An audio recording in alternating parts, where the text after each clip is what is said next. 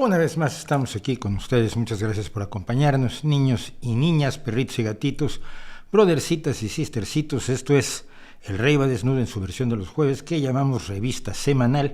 Y yo soy y sigo siendo Mauricio José Schwartz, el único responsable de todos los atropellos y barbaridades que ocurren en este canal desde hace ya como 14 años. Es un montón de tiempo. Que estoy aquí oyendo cosas que no debo oír. Decíamos, muchas gracias por estar con nosotros, muchas gracias por acompañarnos. Déjenme mover esto para que no se me eche encima. Detesto tener el micrófono encima de la cara. Estamos, ya se acuerdan que les contaba yo que vamos a comprar un mezclador, y quiero también un micrófono de cañón o de escopeta que les llaman, para no estar con esta monserga aquí todo el tiempo. Pero bueno, muchísimas gracias, decíamos, por acompañarnos. Bienvenidos. Vamos a hablar algo de arte, vamos a hablar algo de cine, vamos a hablar algo de música, vamos a hablar, o no, vamos a hablar algo de política y de acontecimientos de la semana, que ha sido rica en acontecimientos, o tristemente rica en acontecimientos. Han pasado cosas interesantes que vamos a comentar el día de hoy, siempre invitándolos a que reflexionen, a que piensen, y a que piensen de una manera crítica realmente respecto de cuanto nos rodea, ¿no? A mí me alarma mucho que la gente que cree que pensar críticamente es ser negacionista. Es decir, creer en conspiranoias es ser crítico. Oye, pero ¿cuáles son los requisitos que necesitas tú para dejar de creer en tus conspiranoias? No, yo no tengo requisitos, yo creo. Si tú nada más crees y no puedes explicar ¿qué se necesita para que cambies de opinión? No estás pensando críticamente, es más, no estás pensando, estás solo creyendo. Yo ante cualquier cosa que me digan puedo poner un requisito mínimo. Oye, ¿cómo aceptarías tú la existencia de Dios? Ya lo he dicho, pongo una serie de requisitos, si se cumplen, pues estaba yo equivocado y se acabó, ¿no? Igual con los extraterrestres, con la telepatía, con los reggaetoneros que saben de teoría musical, por supuesto, y con todo, absolutamente todo lo que yo considero que son creencias, porque no han sido validadas suficientemente por evidencias. Pero esto quiere decir que hay evidencias que a mí me convencerían hasta de la cosa más absolutamente descabellada que ustedes puedan imaginarse. Pero la gente que cree vivamente, esa gente es inconvencible.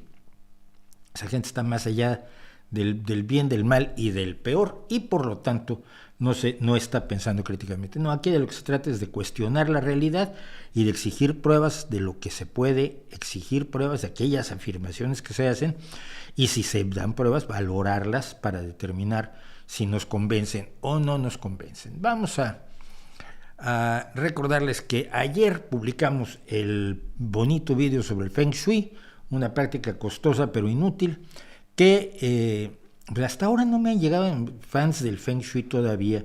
Yo estoy esperando que la Asociación Internacional de Decoradores de Interiores, que se están forrando con el Feng Shui, ya entren a los comentarios y me digan de qué me voy a morir y todas esas cosas que acostumbran decirme, porque ponemos en cuestión todas las afirmaciones del Feng Shui, que es una de las supersticiones. A mí me parecía de la más vasta, no le dedicaba yo mucho tiempo, hasta que mucha gente me dijo, pero algunas personas me dijeron, ¿por qué no se habla del Feng Shui?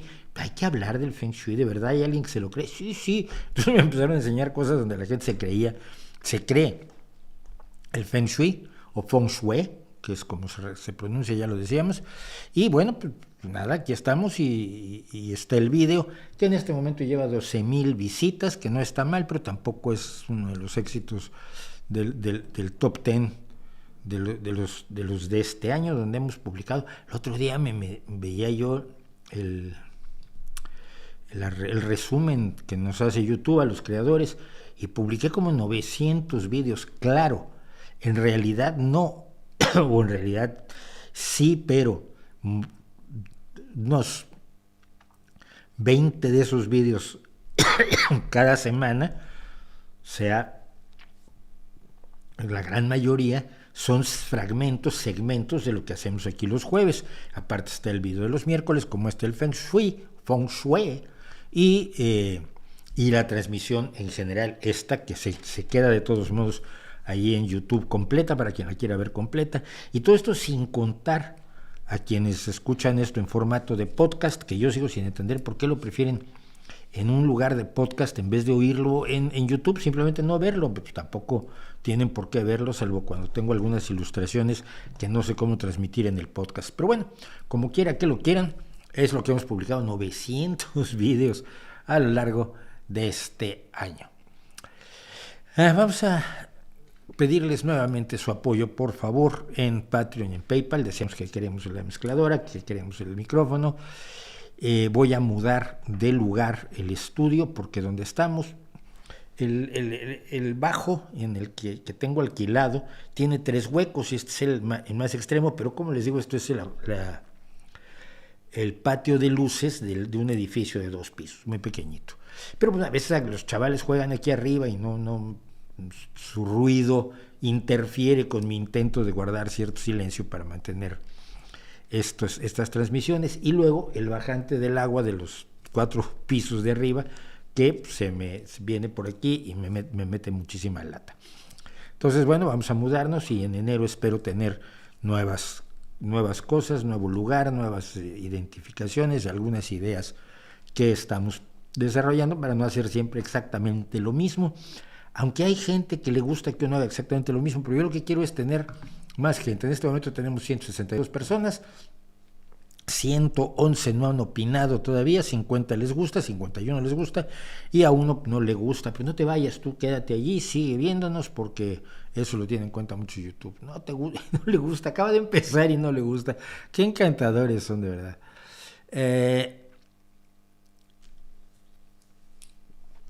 Me hacen unas preguntas que no sé qué contestar. Me pregunta Raistlin34 si Israel se saldrá con la suya con el control total del territorio. Es que yo no creo que Israel pretenda el control total del territorio.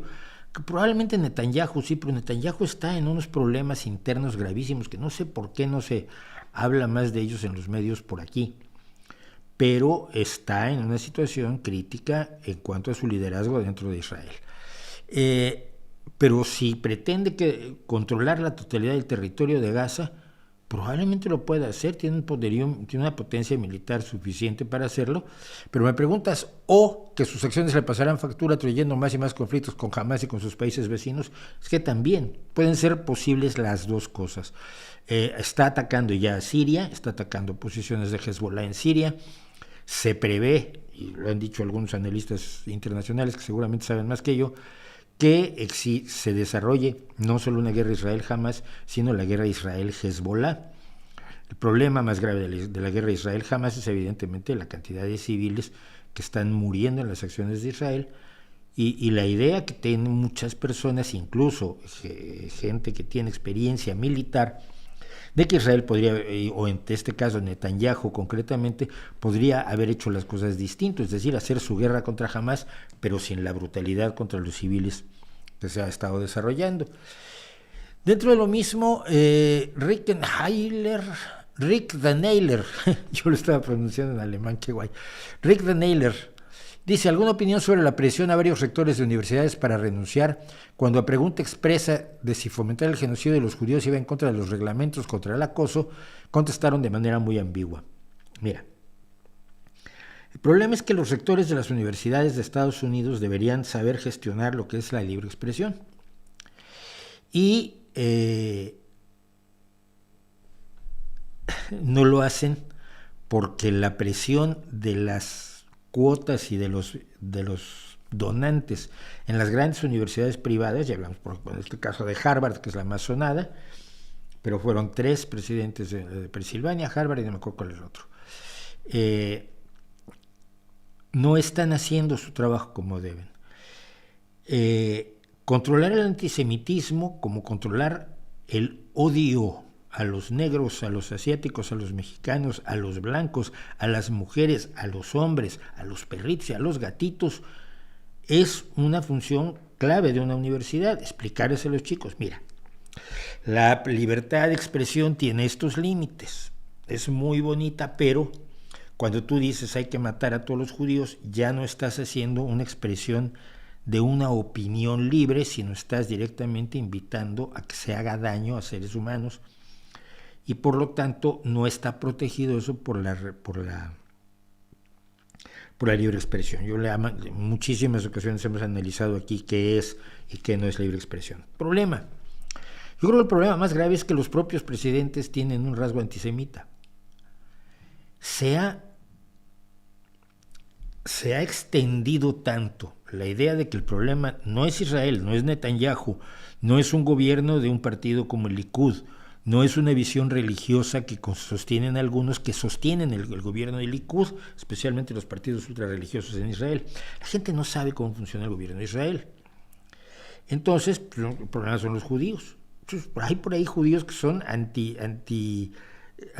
Netanyahu, anti ataques a Gaza, anti violencia, anti genocidio, anti todo lo que quieras, y que de pronto se ven señalados como culpables, porque como mencionaba yo la semana pasada, que a alguien no le gustó, el antisemitismo sobre todo es de carácter colectivo, es decir, es la idea de que todos los judíos son corresponsables de lo que haga algún judío. Y esto, como el racismo contra los negros, muchas veces que todos los negros son responsables de lo que haga el peor de los negros, ¿no?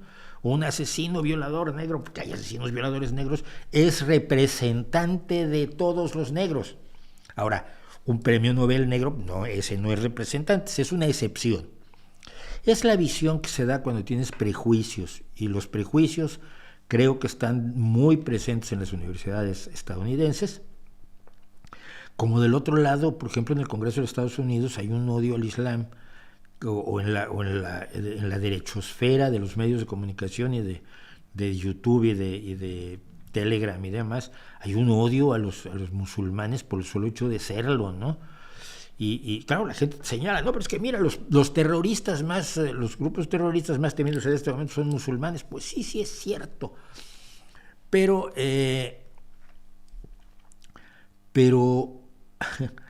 no son todos los musulmanes. Hay 1.600 millones de musulmanes y los grupos terroristas pues juntarán algunos pocos miles de personas. Y entonces acusar a tu vecino, el musulmán, que ni siquiera reza 5 veces al día y su mujer no usa velo, y sus hijos van a la escuela con los tuyos, y acusarlo de terrorista, no está bien.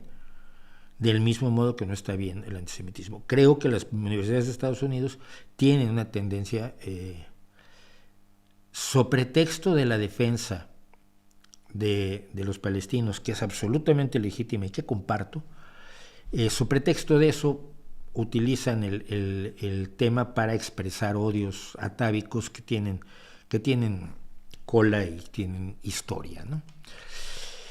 Perús me dice, hola Mauricio, la edad de consentimiento es 18 años en la mayoría de países.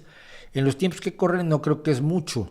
Aquí Perú se ve que utilizan hasta el chantaje aprovechándose de esa ley de protección, cuando desde los 14 hay chicas muy activas. A ver, la edad del consentimiento sobre todo es para el consentimiento de relaciones sexuales con gente mayor. Es muy difícil que se pueda determinar exactamente cuál debería ser la edad del consentimiento.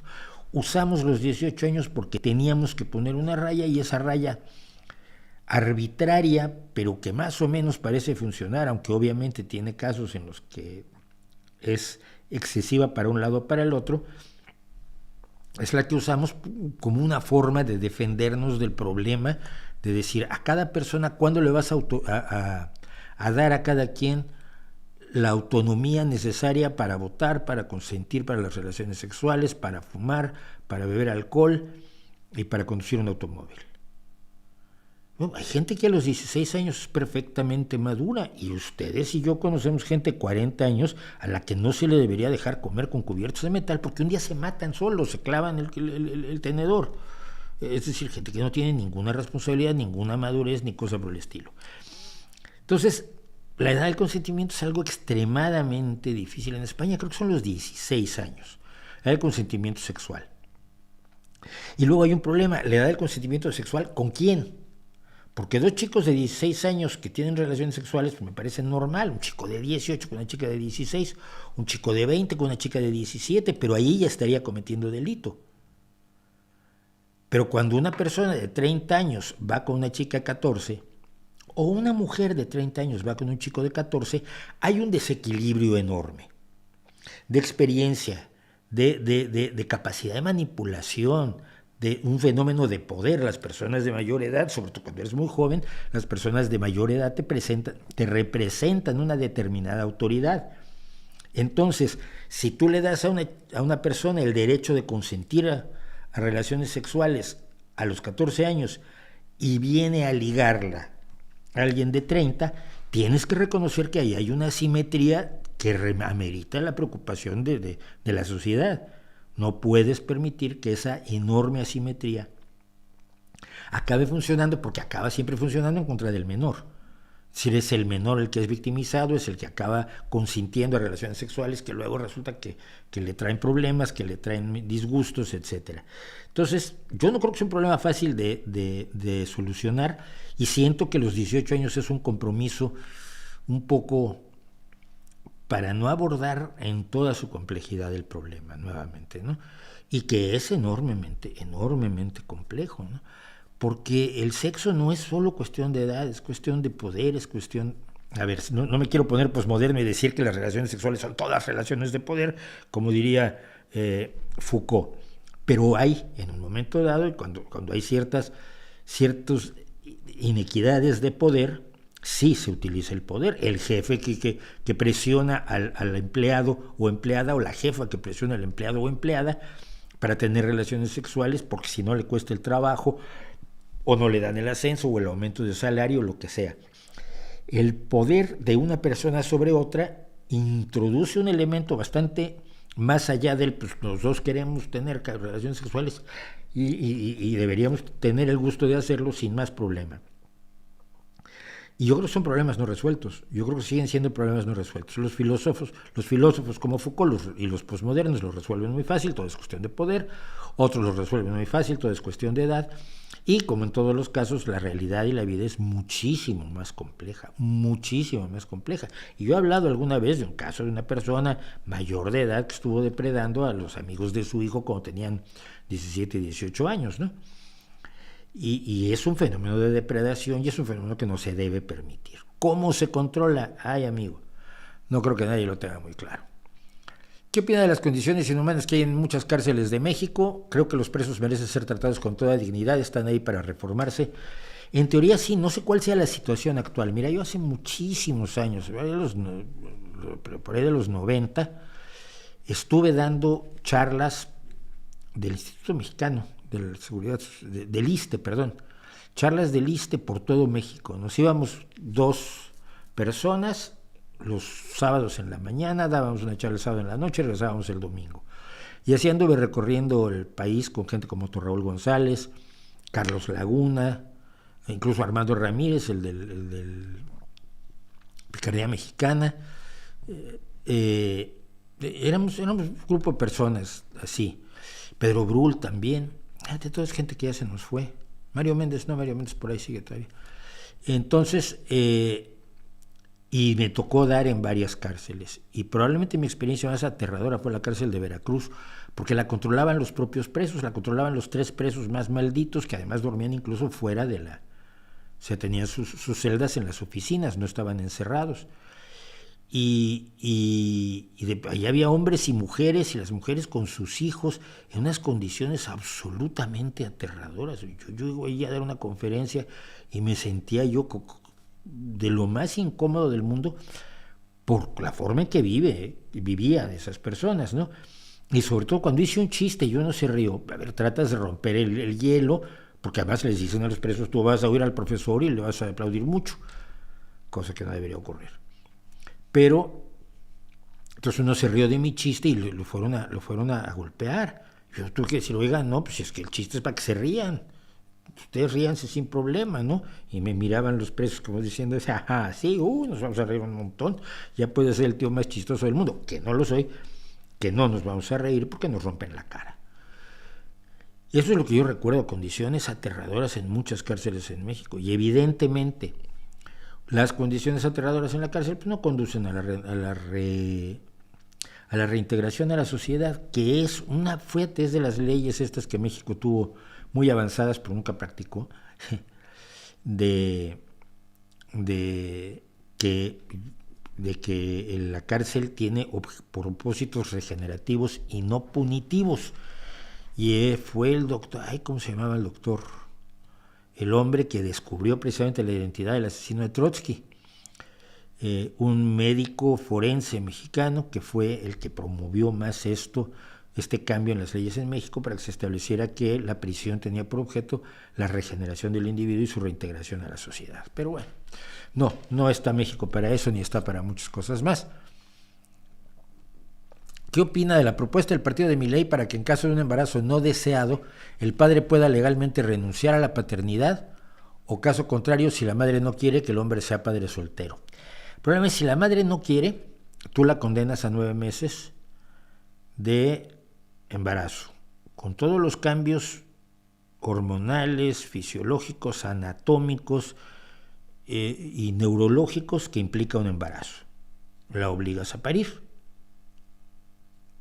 para entregar el niño. No creo que pueda una persona decir, pues si no quieres tener al niño te obligo a tenerlo. Me parece inadecuado. Y la idea de que el padre se pueda zafar, es que era muy fácil, mano, haberte puesto un condón. Tú sabes el riesgo que corres. A estas alturas del partido, de verdad, en este mundo, nadie está tan desinformado como para no saber que las relaciones sexuales sin protección o sin un sistema de control de la natalidad, pues pueden conducir a un bebé 9 meses después, más o menos 9 meses. Entonces, pues haberlo pensado. Pero si no te tienes que ser responsable de tus actos, creo yo. Es una propuesta de ese masculinismo que pretende igualar la experiencia del hombre con la experiencia de la mujer, y en el caso, en algunos casos por supuesto que se puede igualar, pero en el caso del embarazo, perdóname, pero no. La mujer es la que lleva toda la carga. Y el hombre, si ya de por sí desaparecen, la cantidad de mujeres abandonadas y madres solteras que hay en los países del tercer mundo, y especialmente en América Latina y en México, es aterradora. Entonces la idea aquí es, se me ocurre una solución, vamos a hacer que sea más fácil abandonar la responsabilidad paterna. ¿Por qué? ¿Por qué? ¿Qué ventaja social se obtiene con esa facilitación de la ilusión de la responsabilidad paterna? Mira, vamos a hablar precisamente de una de estas cuestiones que se vivió. Llevo hace unos días una discusión con alguien en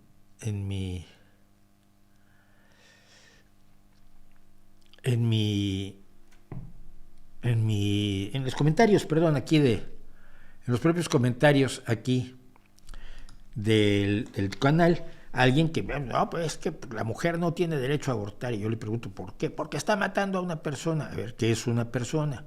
El momento de la concepción, una célula no es una persona. Miren, las personas son seres que tienen otras características aparte de una dotación genética propia. Porque, como todos sabemos, una tercera parte de las concepciones no llegan a término, es decir, el producto se aborta espontáneamente, la gran mayoría de las veces sin que ni siquiera la mujer se dé cuenta. Si les preocupara tanto la vida, pues entonces estarían preocupadísimos por ese 33% de posibles embarazos que nunca se convierten en embarazos plenos ni en partos. Pero es que eso es ¿será que es lo que Dios quiere? Supongo que es como lo ven ellos. Y explicaba yo, como he explicado en el video que hice sobre cómo combatir el aborto, que incluso la Iglesia, la Biblia, tiene muy claro que un feto no es una persona. Otros lugares dicen que una persona no lo es hasta los 4 años, o 24 horas después de nacer, o 3 días antes del nacimiento. La decisión no es algo que se pueda definir con absoluta precisión. Los plazos que se utilizan actualmente se determinan fundamentalmente por la actividad neurológica y la capacidad de vivir independientemente del producto. Bien, dicho eso, hay problemas que trascienden la facilidad con la que los antiaborto manejan estas cosas, ¿no? prohibimos el aborto. Muy bien. A raíz de que la Suprema Corte de los Estados Unidos, la actual Suprema Corte terriblemente ultraconservadora, 3 jueces nombrados por Donald Trump,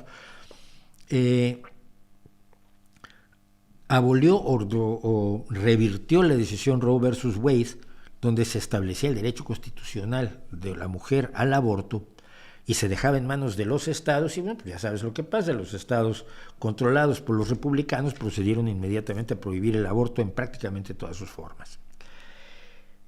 Kate Cox es una mujer que, aparte que tiene el nombre de una directora de cine, que no es la directora de cine, aclaremos, está viviendo lo siguiente, y esto fue Enrique Rebollar en Twitter, me llamó la atención sobre este caso. Cox es una mujer de 31 años, una mujer joven en plenitud de su vida, madre de 2 hijos, una niña de 3 años y un niño que tiene 1 año. Residente en Dallas y que tenía su tercer embarazo, y ella y su marido, que al quien ustedes pueden ver aquí con ella, Justin, el marido de Kate, pues estaban muy contentos, iban a tener su tercer hijo, querían tener su tercer hijo, es una decisión pensada, no es un accidente, pero a la hora de hacer los análisis del bebé, se descubrió que el bebé tenía trisomía 18, también llamada síndrome de Edwards. Bien, es un trastorno genético que podría ocasionar un aborto espontáneo, pero en todo caso conduce a una breve, dolorosa y tremendamente defectuosa vida del menor. Es decir, el bebé nace y va a morir en breve tiempo y en una situación muy desagradable. Pero los médicos le dijeron además a esta mujer que si llevaba el embarazo a término, se estaba jugando la vida. Es decir, que podía perder la vida, sobre todo considerando que sus dos, y mira que se tenga que discutir esto, que son cosas tan privadas, se tenga que discutir públicamente, ya molesta. Sus 2 anteriores embarazos, sus 2 anteriores partos fueron por sección cesárea. Y que si llevaba a término el embarazo que tiene actualmente, podía sufrir su fertilidad. Y ellos quieren tener un tercer hijo, pues simplemente no quieren tener un hijo que tiene una afección que lo va a matar a él y la puede matar a ella. Pero tiene la desgracia de vivir en Texas, donde el Congreso republicano del estado estableció severísimas restricciones al aborto. Ella pidió una exención, un caso especial. Oye, el niño no va a vivir y yo igual tampoco. Como no me quiero morir, que yo creo que es un anhelo de prácticamente todos los seres humanos, denme un permiso especial para abortar. Y un juez se la dio. Se lo otorgó y ella fue, ya con el permiso del juez, iba a ir a un hospital para que se procediera al aborto, cuando la Suprema Corte, metida en el asunto, por supuesto, por los más conservadores tejanos, bloqueó el permiso judicial que había recibido esta mujer, lo bloqueó el viernes pasado.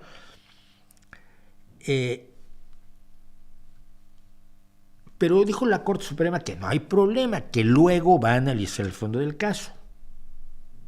No sé si luego cuando esté muerta ella, o luego cuando ya no haya nada que hacer, o luego cuando haya quedado infértil y los sueños de tener 3 hijos pues se le hayan arrancado por una decisión que solo le debería pertenecer a ella. Y este es el punto. Si no tenemos claro cuando un embrión o un feto es una persona, si no tenemos claro si se debe o no permitir el aborto de las mujeres, salvo hasta cierto plazo determinado, y si no lo podemos decidir nosotros, la única persona que tiene la potestad, o que debería tener la potestad de decidir esto, es la mujer. No tú, que ni siquiera eres mujer. Es lo que siempre se ha dicho. Si nosotros los hombres nos embarazáramos, el aborto sería, te lo ofrecerían gratis junto con un six-pack de cervezas. Si el motivo de la lucha contra el aborto es un motivo meramente machista. Entonces, bueno, ¿qué pasó? Kate Fox estaba absolutamente aterrorizada, Kate Cox, perdón, y el fiscal general de Texas, Ken Paxton, amenazó con perseguirla legalmente, con acusar de delitos en primer grado a cualquier médico que hiciera el procedimiento. Los senadores de Texas, uno de los cuales es Ted Cruz, uno de los seres humanos más despreciables que pululan por el mundo, por lo menos de la gente conocida, y John Cornyn, los dos republicanos, no han querido hablar del tema porque saben que hasta las mujeres republicanas están a favor de su derecho para el aborto. La gran mayoría de las mujeres republicanas defienden el derecho al aborto. Quienes han organizado toda esta lucha contra el aborto han sido, por supuesto, hombres religiosos republicanos. Kate Cox ha ido a otro estado, nadie sabe cuál, después de lo que pasó el viernes pasado, donde todavía las mujeres tienen la libertad de someterse a un aborto si así lo desean. Pero si la Suprema Corte ultraconservadora de los Estados Unidos y el avance ultraconservador de Estados Unidos sigue, pronto no va a haber ningún lugar donde las mujeres puedan abortar. El caso de Kate Cox es un caso extremo, es un caso donde en realidad está en peligro su vida, está en peligro su fertilidad, está en peligro su familia. Oye, tienes 31 años, dejas huérfanos de 3 y de 1. Hombre, no se puede condenar a una mujer a hacer eso, pero los republicanos lo hacen sin ningún problema, ¿no? Y este caso, los casos de violación, los casos más extremos, ni siquiera esos están siendo considerados como válidos por los republicanos en Estados Unidos. Y lo malo es que lo que hace Estados Unidos lo sigue siguiendo gran parte del mundo, nos guste o no, siguen siendo el imperio, siguen llevando la batuta en música, en arte, en cine, en televisión y en política. Nuestras izquierdas, salvo las izquierdas que procedemos de una socialdemocracia europea, nacida, desarrollada y elaborada en Europa, pero hoy nuestras izquierdas están bebiendo de la academia estadounidense y de lo que están haciendo los científicos sociales en los Estados Unidos, y lo que opinan son filósofos que se hacen pasar por científicos porque les mola, Judith Butler, ¿no? Y entonces ellos escriben cosas y emocionan a la academia estadounidense y luego emocionan a la izquierda española y francesa y alemana, que retoman lo que dicen aquellos como si fueran dogmas. Es muy alarmante. Y entonces el peligro aquí es evidentemente que esta lucha contra el derecho de las mujeres a disponer de su propio cuerpo, que es fundamentalmente de lo que se trata, se traslade al resto del mundo si no se para lo que está ocurriendo en Estados Unidos. Así que hasta allí llegamos con esto, y bueno, pues, la mejor de las suertes para Kate y Justin Cox, por supuesto. Sammy, habías preguntado, prefiero a Hemingway. La situación de Biden, no sé cuál es la situación de Biden, está muy bien, gracias. Yo sé que hablan de su decadencia cognitiva, pero está mucho más decadente cognitivamente Donald Trump, ¿no? Se le olvida dónde está. Entonces, y estoy muy contento de estar en Sioux City, ¿no? ¿Está usted en Sioux Falls? Ah, bueno, sí, Sioux Falls, sí, lo que me digan. Bueno, igual si le dicen que está en Dallas, él dice que está en Dallas. En fin, no sé si ya respondiste esta pregunta antes. ¿Qué piensas de las paradojas de Fermi? No, es la paradoja de Fermi. Me parece que está mal planteada, en realidad, y ya he explicado muchas veces por qué, pero vamos a ver. La paradoja de Fermi dice que, dado que el universo es del tamaño que es, y dado que la química del universo es igual en todos lados, como la de este pequeño punto azul que llamamos nuestro planeta, pues parecería que la aparición de la vida y la aparición de la vida inteligente serían un hecho frecuente en el universo. Y sin embargo no hemos visto señales de ninguna inteligencia extraterrestre. Y eso es una paradoja, dijo Enrico Fermi. Yo digo que no. Primero que nada, si bien la aparición de la vida la encuentro como una posibilidad, porque cuando hay la química necesaria se podrá desarrollar vida, la posibilidad de que surja lo que llamamos nosotros vida inteligente es mucho más baja. En 3.800 millones de años no ocurrió en una sola rama de la evolución, en los primates homininos, pero no ocurrió en ningún otro lado, entonces no es tan frecuente, así como son frecuentes las enormes variedades que tenemos de la vida. Pues de inteligencia tenemos una versión, y la versión es bastante deficiente, lo sabemos.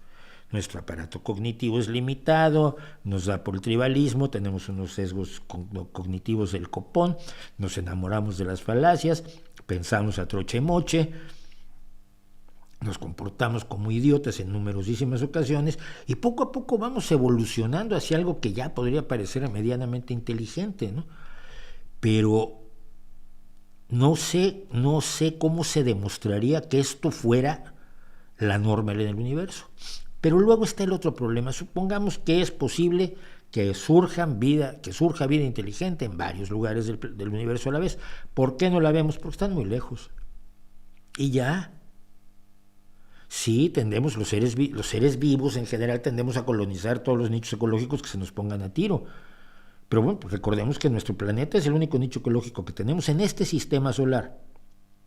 Y en los sistemas solares cercanos, que son a varios años luz, no hemos encontrado ningún otro nicho ecológico que pudiéramos ocupar, que tenga la temperatura, la presión, la presencia de agua, las características químicas necesarias para que uno pueda irse para allá. Sí, lo más cerca es Marte, y cualquier experto te dice que la colonización de Marte no va a ser tan fácil para la fisiología y la anatomía humanas. Si no tenemos en un universo enorme un nicho ecológico cercano a un par de años luz, ¿cómo se va a enterar el resto del universo de nuestra existencia? ¿Cuál sería la señal que esas otras inteligencias podrían tener de nuestra existencia? Ninguna. Se ha hablado de que las ondas de televisión sí salen de nuestra atmósfera y van por el universo. Sí van por el universo, pero van degradándose y se van convirtiendo en ruido.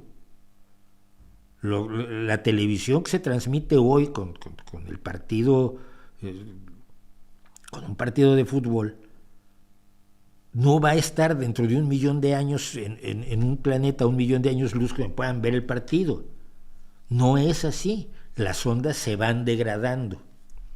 Entonces, cuando Enrico Fermi pregunta ¿por qué no vemos indicaciones?, mi pregunta sería ¿cuál sería la indicación que te parecería adecuada? Porque lo que estás exigiendo finalmente es que estén lo suficientemente cerca para venir a visitarnos o lo suficientemente cerca para mandarnos una señal. ¿Qué es lo que se ha buscado con el sistema con el programa de búsqueda de inteligencia extraterrestre, al cual yo colaboré dando muchísimos ciclos de ordenador o computadora durante muchísimos años? Y lo hicimos muchos, por supuesto, sería muy emocionante. Pero si tú no estableces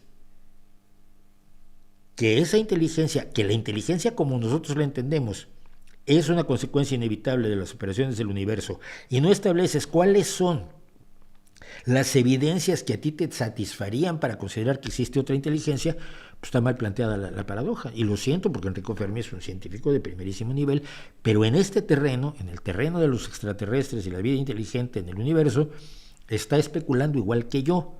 El hecho de que fuera un brillante científico no le da mayor entidad en este terreno de la que puede tener cualquiera de nosotros, y yo creo que mis argumentos son bastante sólidos en ese sentido.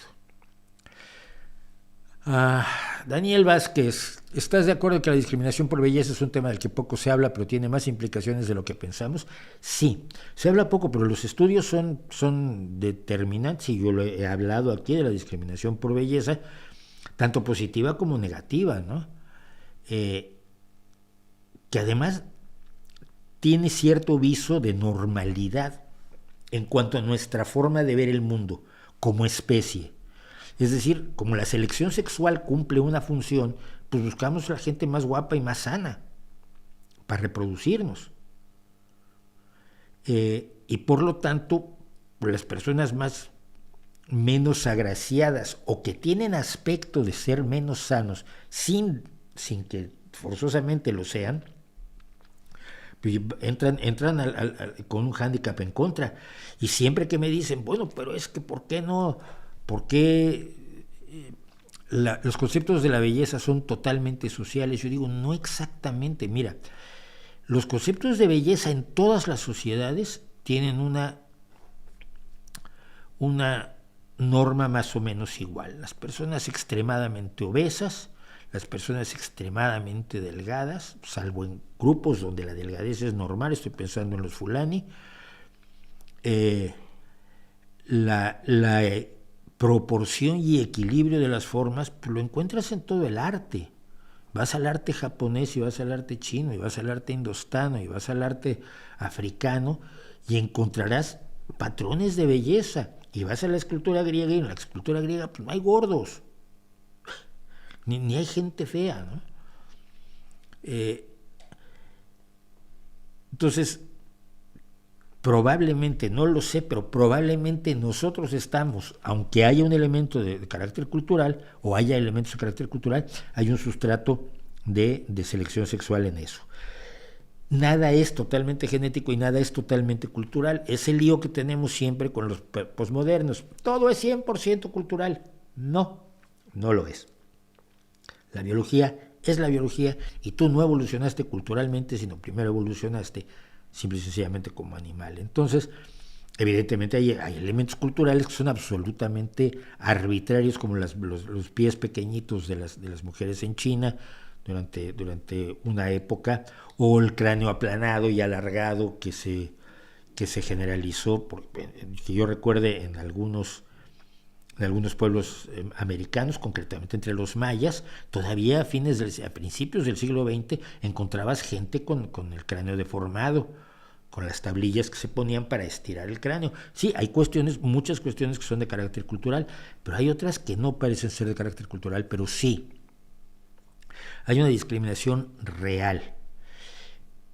Y te lo digo así, la sorpresa que se tiene a veces al ver a ciertas personas me dice que reaccionamos así todos.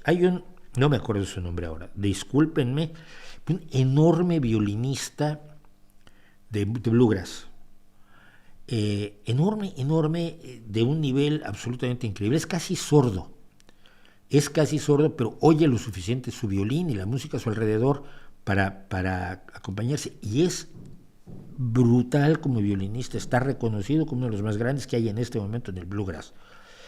El hombre tiene una deformidad facial importante, sobre todo en los ojos, en un ojo, es obeso,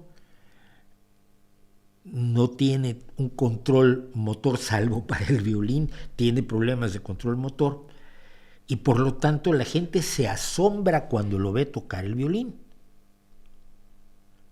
Ay, es que yo no me imaginé que fuera así. ¿Por qué? Porque nos generamos imágenes de acuerdo a nuestra propia concepción de la belleza, ¿no? Y nos pasa cuando hay bailarines obesos o pasados de peso, la gente se sorprende. Mira, los partidos de baloncesto del equipo que tenemos aquí en mi pequeña ciudad, uno de los equipos que tenemos con el que yo estoy, que es del que es la cantera donde juega mi hijo, Círculo Gijón. Los sábados que juegan aquí en casa, el medio tiempo, en vez de salir unas animadoras, salen chicas de las escuelas de baile, que tenemos, hay un montón de escuelas de baile aquí en la ciudad, y cada semana va un grupo de chicas de escuelas de baile a hacer dos numeritos de 1 minuto, entre el primer y segundo y tercer y cuarto cuartos, y un numerito de 3 minutos en el medio tiempo. Y yo he oído comentarios, ay, pero esa es muy gordita, ¿no? Esto ya pues, baila bien, ¿no? Vienen a bailar.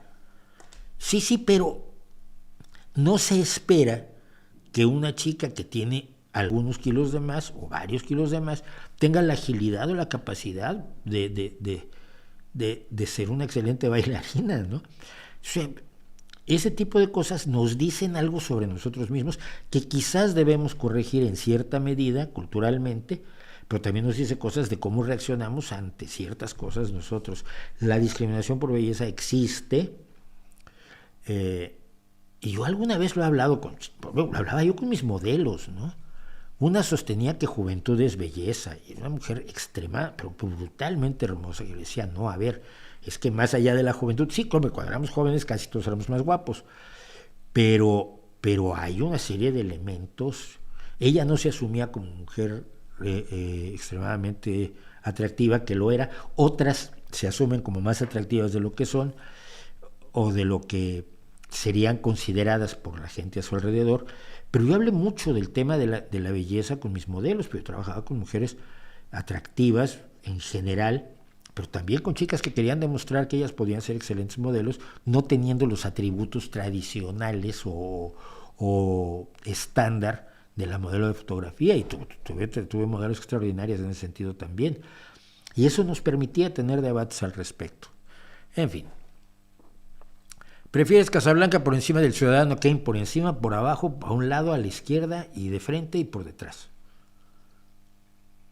Ciudadano Kane es un guión y una actuación de un guionista y un director, pero sobre todo que el guionista y el director son el mismo. Casablanca son un montón de guionistas, una plétora, pero una plétora de enormes actuaciones.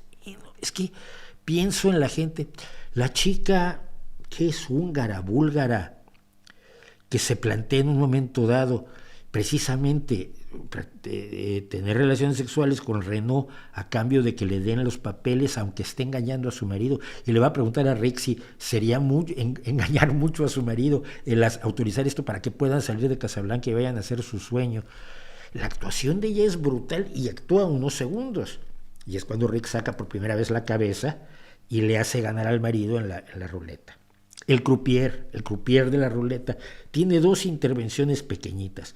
La primera cuando le va a entregar sus ganancias a Renault, y la otra precisamente cuando le va a preguntar, le indica a Rick que le haga ganar al marido de esta mujer para que no caiga en las redes depredadoras de Renault.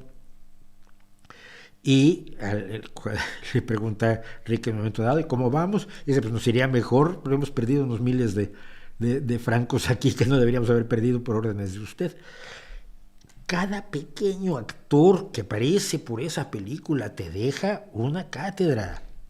Y eran casi todos inmigrantes. No, nada que ver con Ciudadano, que en Casablanca sigue siendo para mí la cumbre del cine. Y cuando quieras aprender a hacer cine, estudia Casablanca, porque casi no te cuenta muchas cosas que te muestra.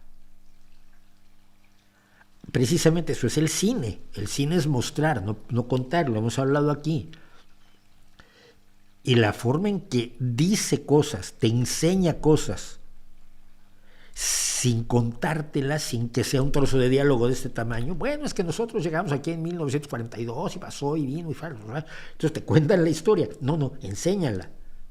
Por ejemplo, la secuencia en la que Ricky e Ilse están por el mundo, ¿verdad?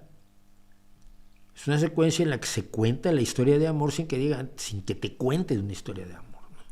Sin que te la digan en palabras, pues se cuenta con las imágenes, en el automóvil, que por cierto lo está del lado incorrecto el volante, es un auto británico,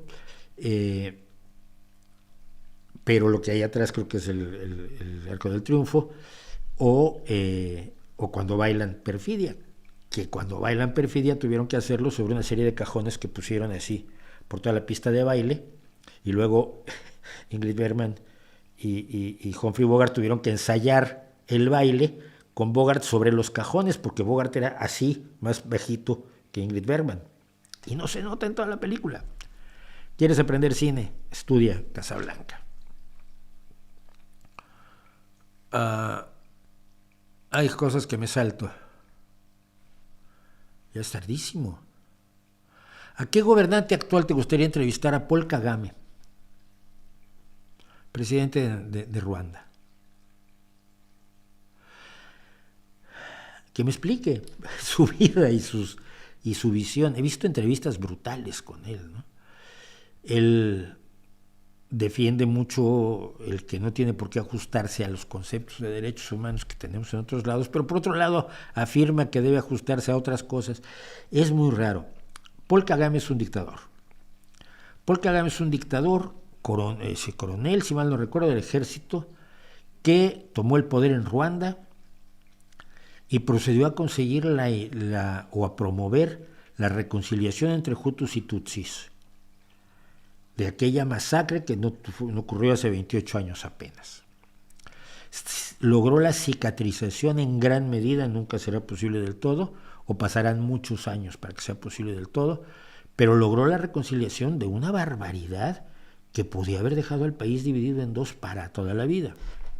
Que los asesinos pidieran perdón a las familias de las víctimas y que las familias de las víctimas aprendieran a perdonar. ¿Se imaginan eso en la Revolución Mexicana, en la conquista de América, en la Guerra Civil Española?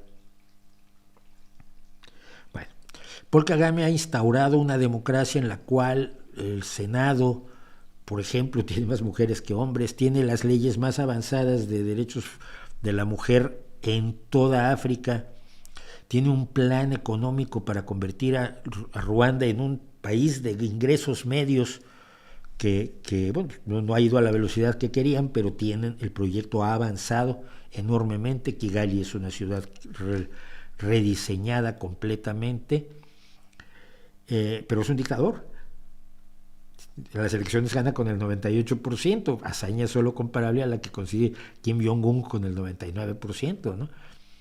Hace cosas inexplicables como aceptar la idea de que el Reino Unido traslade a los inmigrantes, a los que piden refugio, a Ruanda. También los estaba metiendo en una barcaza donde el otro día murió una persona. Hemos hablado de la barcaza de los inmigrantes del Reino Unido, es decir, los ultraconservadores en el Reino Unido, en su lucha contra los migrantes, están cometiendo una serie de barbaridades. Curiosamente, el primer ministro es de origen hindú. Eso te recuerda que las identidades que tú crees que son importantes, étnicas y culturales y demás, no lo son. Lo que importa es cómo piensas política, social y moralmente. Las otras identidades. No defiende a los inmigrantes porque sus papás fueran inmigrantes, Rishi Sunak. No. Ni mucho menos Suella Braverman, que también es de familia inmigrante y es una de las ministras más feroces en contra de la inmigración. Y que Paul Kagame acepte, firme un acuerdo con los conservadores británicos para recibir inmigrantes que vienen de otros países, igual pueden venir de Ecuador y acaban en Ruanda, ¿no? No lo entiendo. Entonces es un personaje raro, muy autoritario y al mismo tiempo muy defensor de las instituciones del Estado de Derecho, una contradicción andante. A él me gustaría entrevistarlo. Y probablemente Zelensky también. ¿Por qué usted considera a Roy Orbison como la mejor voz del rock? Por dos motivos fundamentalmente. Este y este. Nadie tiene una voz más bonita que Roy Orbison. Hay grandísimos cantantes. Freddie Mercury es Dios. Pero su voz no es tan bonita como la de Roy Orbison. Roy Orbison es un barítono bajo, con una modulación y con una relación con el micrófono muy distinta a la que tienen otros grandes cantantes de rock. A mí me parece que Roy Orbison tiene la voz más bonita. Probablemente no el mejor cantante de rock, pero que tiene la voz más bonita, sí, nadie. O sea, el equivalente en mujer sería ¿quién? Grace Lick, por ejemplo. Y no digo a Janis Joplin primero que nada porque ella hacía más blues que rock. Pero Grace Lick habría sido, digamos, el equivalente a Roy Orbison, quizás, o Charlene Spiteri, que anda de gira, por cierto. No sé, pero Roy Orbison me parece que tiene una voz muy bonita y además absolutamente inconfundible. Espero que en esta ocasión puedas ver a The Warning, que además te pilla bastante cerca. Y buena señal que además de sus 4 conciertos en España, también tocan en el Madrid Cool. Yo ya tengo entradas para verlas en Bilbao. Ya tengo reservado el hotel para verlas en Bilbao. Así que voy a oír en vivo a The Warning. Tengo muchísimas ganas de verlas en vivo. Y ya si Paulina se canta Black Holes, allí van a tener un mexicano por ahí llorando a moco tendido, porque esa canción me hace llorar a moco tendido, nada más de acordarme de ella.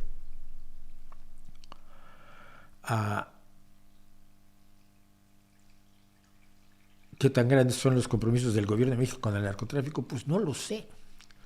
No tengo ni la más remota idea. Vamos a algo así. Miren, Taylor Swift. Vamos a hablar sobre la conspiranoia con Taylor Swift. A ver, Taylor Swift es un fenómeno del pop. Y a mí no me parece de los peores fenómenos del pop. Escribe sus propias canciones. Hombre, eso ya es un logro fantástico. Escribe sus propias canciones. Tiene una visión seria del tipo de música que hace. Toca la guitarra. Cuando tenemos grandes estrellas del pop que no tocan ni la puerta, vaya. Su música es enormemente disfrutable sin ser ninguna maravilla de excesiva trascendencia. Es una mujer de negocios muy bien plantada.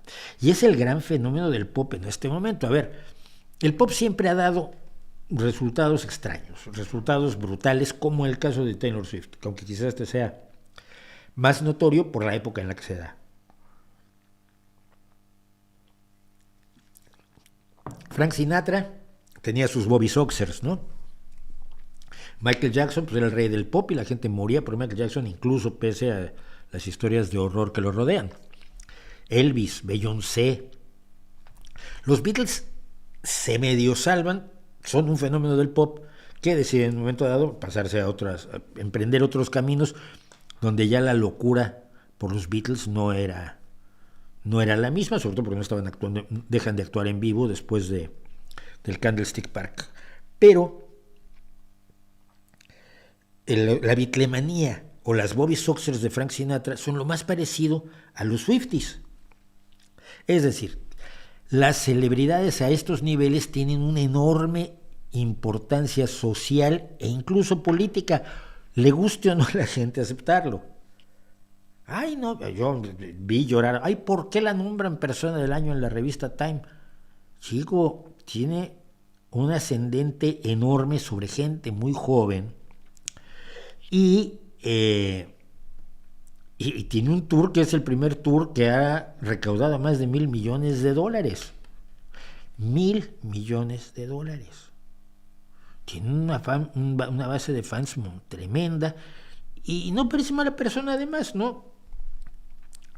Entonces, pues ella, del pop junto con otras personas como Billie Eilish, por ejemplo, creo que es un pop necesario, Olivia Rodrigo, mucho mejor que el reggaetón o el trap, etc. Pero políticamente Taylor Swift callaba. Y entonces se fue convirtiendo con los años en una especie de darling de la derechota estadounidense. La veían como el sueño americano. Una chica de origen humilde, blanca, rubia, de ojos azules, altísima, es tremenda. Era the American Dream. Y por supuesto era lo que se oponía a toda esa gente que viene de otros países y que tiene colores raros y que canta cosas extrañas y que igual quieren matarnos, porque las paranoias de la ultraderecha siempre van por ahí.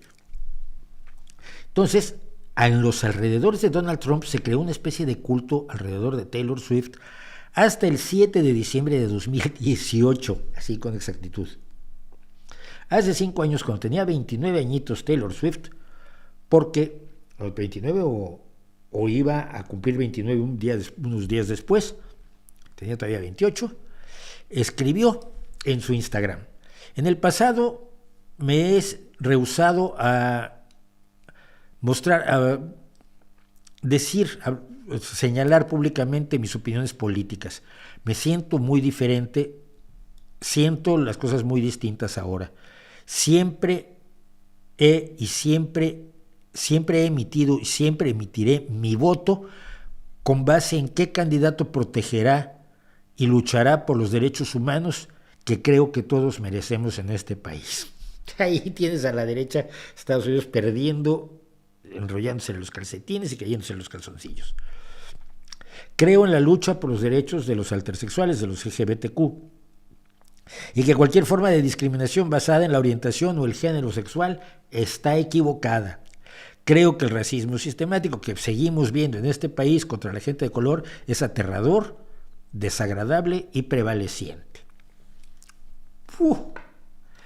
La derecha dijo, y yo lo leí ayer investigando esto, Taylor Swift le ha prendido fuego a su carrera. Aquí termina la carrera de Taylor Swift, 2018.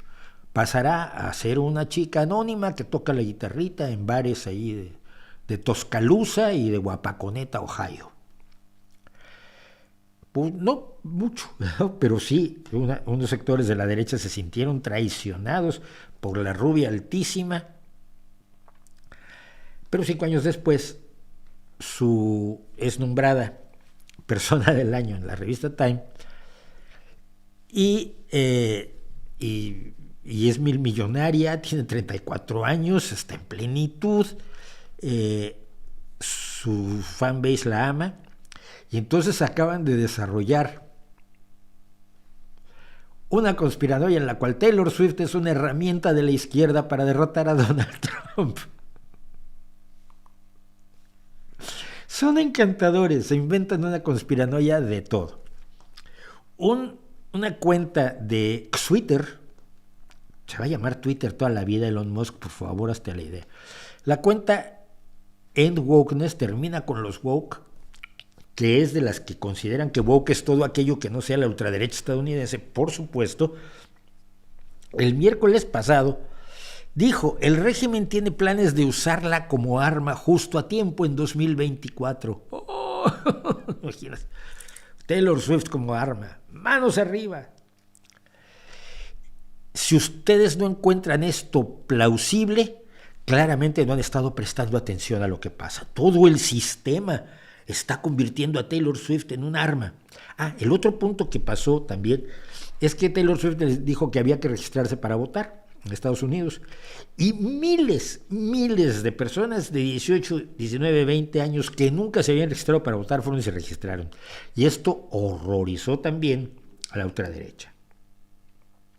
Las celebridades tienen ese poder, el punto es si lo usan, como en todos los casos de poder, el punto es si lo usan para el bien o para el mal. Una cuenta influencer de QAnon, esta conspiración que sigue existiendo, pese a que todas sus predicciones se han ido al cuerno. Por supuesto, que en agosto de 2020 Donald Trump iba a volver al poder, hasta, por supuesto, el hecho de que John F. Kennedy Jr. iba a resucitar en el lugar donde mataron a su padre en Dallas, ¿no? En Texas. Bueno, esta conspiranoia sigue. Son inasequibles al desaliento y a la demostración de que todo lo que dicen es falso. Y una cuenta influencer de QAnon dijo, tenemos que despertar a la siguiente generación para que vea las fuerzas ocultas que se están coludiendo con sus celebridades favoritas. Fuerzas ocultas. ¡Oh! Y el comentarista de ultraderecha Jack Posobiec dijo también en Twitter que la operación psicológica de ama niña, de ama chica o de chica ama de Taylor Swift se ha activado completamente. Es una operación psicológica para detener a Donald Trump e impedir que gane en 2024. Mira, si Taylor Swift logra movilizar a suficiente gente para que Donald Trump no gane, prometo comprar todos sus discos. De verdad. Me da mucha risa. A ver, es una chica que canta canciones, que escribe sus canciones, canta sus canciones, baila, es guapa y tiene un imán sobre su público extraordinario. Interpreta los sentimientos de su época como en su momento lo han hecho otras estrellas del pop. La música popular es así, la música popular es distinta del género en el que se integre la música popular, ¿sí? Hay pop muy rockero y hay pop, hubo pop muy bluesero en los años 40 en Estados Unidos, y hay un pop muy de salsa en buena parte de América Latina. Entonces, pero cuando una personalidad comprende o es comprendida por gran parte de los jóvenes de su época, pues es una estrella del pop y tiene poder. Lo más curioso es esto. Aquí la tienen ustedes convertida en la persona del año. Hicieron 3 portadas en Time con 3 fotos distintas de Taylor Swift, en este caso acompañada de un gato que dice, ¿yo qué? Tiene una cara el gato de... Yo estaba ahí dormido. Bueno. Pero también, y esto es el poder de las celebridades que hay que tener en cuenta, que no se puede despreciar, como lo hace mucha gente con enorme facilidad.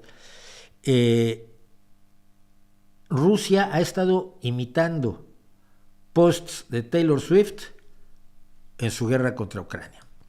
Precisamente la revista Wired, que es de la que tomé la mayor parte de la información sobre la ultraderecha, que está preocupadísima está haciendo una conspiranoia brutal. Se están usando citas falsas de Taylor Swift para difundir propaganda contra Ucrania. Y esto ocurría hace ya más de un año. Los que saben de manipulación, y hombre, el Kremlin sabe algo, y no porque sea Putin, el Kremlin cuando eran los comunistas y el Kremlin cuando eran los zares, su capacidad de manejo en el mundo de la inteligencia y las operaciones ocultas siempre ha sido legendaria. Entonces, saben perfectamente que utilizar los nombres que disparan reacciones emocionales en la gente es una herramienta utilísima para difundir el mensaje que quieren difundir. Los elementos de la propaganda que se utilizan son reales, no es que haya no es conspiranoia señalar que hay una actividad real en la lucha de la ciberguerra o de la guerra alternativa o de la guerra de ideas, que generalmente acompaña a la guerra en lo militar, ¿no? Que recordar la propaganda japonesa, la propaganda alemana en la Segunda Guerra Mundial, la propaganda estadounidense en la Segunda Guerra Mundial. La propaganda siempre funciona así, pero algunos la hacen mejor y los rusos no la hacen nada mal. O sea, una campaña de desinformación dirigida por un grupo vinculado con la GRU rusa está utilizando imágenes de celebridades como Taylor Swift, Beyoncé, Kim Kardashian, Justin Bieber y Oprah para atacar a Ucrania. Y aquí hay un problema, la izquierda es menos hábil para esto y debería serlo más, creo yo. Pero en fin, esa es la historia. Amiguitos, Taylor Swift puede ser la gran arma contra Donald Trump. Y si no se lo había propuesto Taylor Swift, se lo han propuesto los amigos de Donald Trump. Ay, qué barbaridad.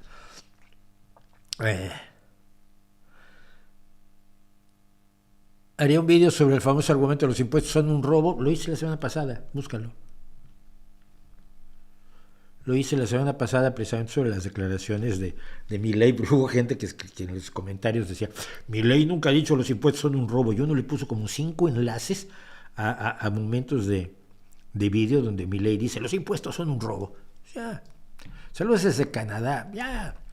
A ver, estamos en Europa, estamos en Asia. Sí, tenemos todavía la gente que andaba por ahí en Beijing y en Vietnam. Estamos en América del Norte y en América del Sur. Mi pregunta, creo que había alguien en Australia que solía ver este streaming. ¿Hay alguien en África por ahí, en el continente del futuro? ¿Hay alguien en África que vea este modesto streaming? Me encantaría que lo hiciera. ¿Considera México y América Latina como democracias? Sí. ¿Cree que muchos problemas de la región se deben a la falta de instituciones democráticas? Se deben a la falta de una democracia plena. Tenemos una democracia en pañales. Tenemos una democracia que todavía depende de muchos elementos que no son precisamente propios de la democracia, pero son democracias más imperfectas que otras, por así decirlo. Creo que el problema no son las instituciones democráticas, es la convicción democrática de quienes manejan el poder.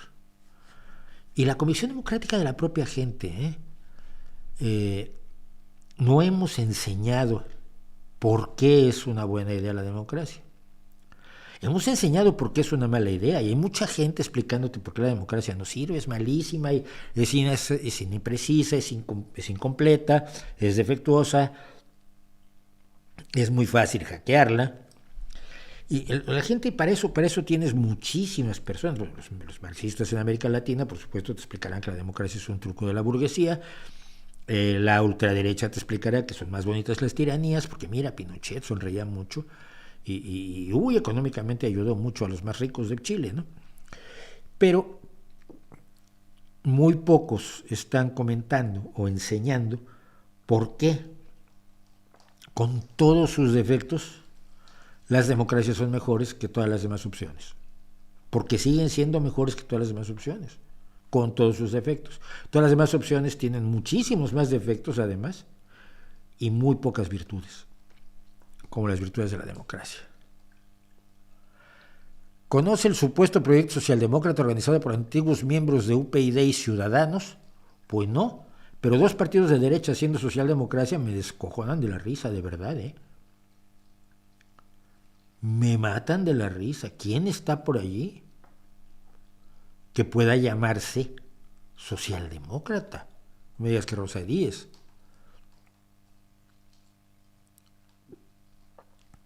Hay cosas que me salto porque no sé nada, no sé quién está apoyando, por ejemplo, la reforma, ¿qué reforma de Petro? Ni mucho menos.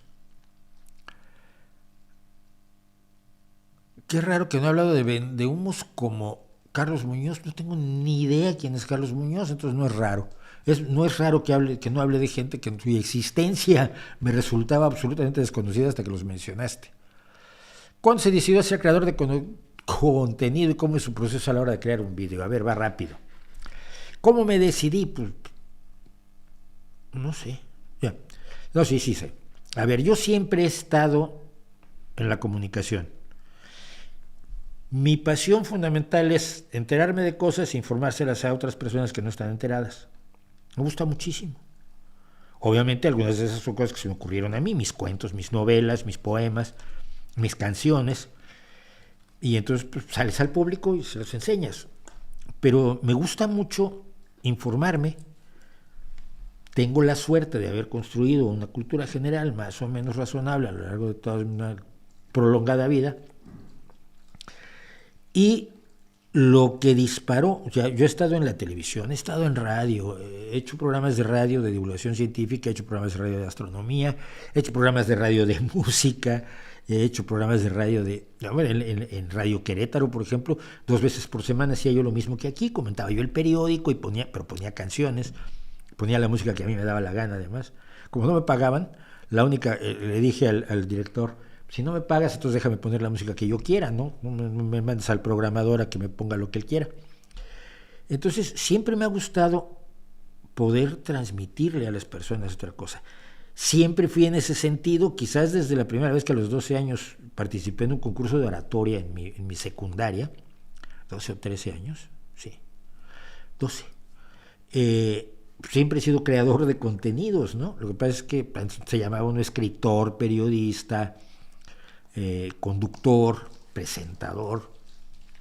Pero yo creo que siempre, desde que escribí, fíjate, incluso antes de que hiciera yo que estuviera en un concurso de oratoria a los 12 años, a los 9 o 10 escribí un cuento que se publicó en el anuario de mi escuela. Mi escuela era de ricos y tenía anuario, se publicaba un anuario, ¿no? Yo era el pobre de la escuela, como todo el mundo sabe. Y ya era un cuento de fantasía. Entonces a los 9 años yo ya era creador de contenidos y ya los publicaba, ¿no? En el caso de este canal nació porque no había contenidos de ateísmo en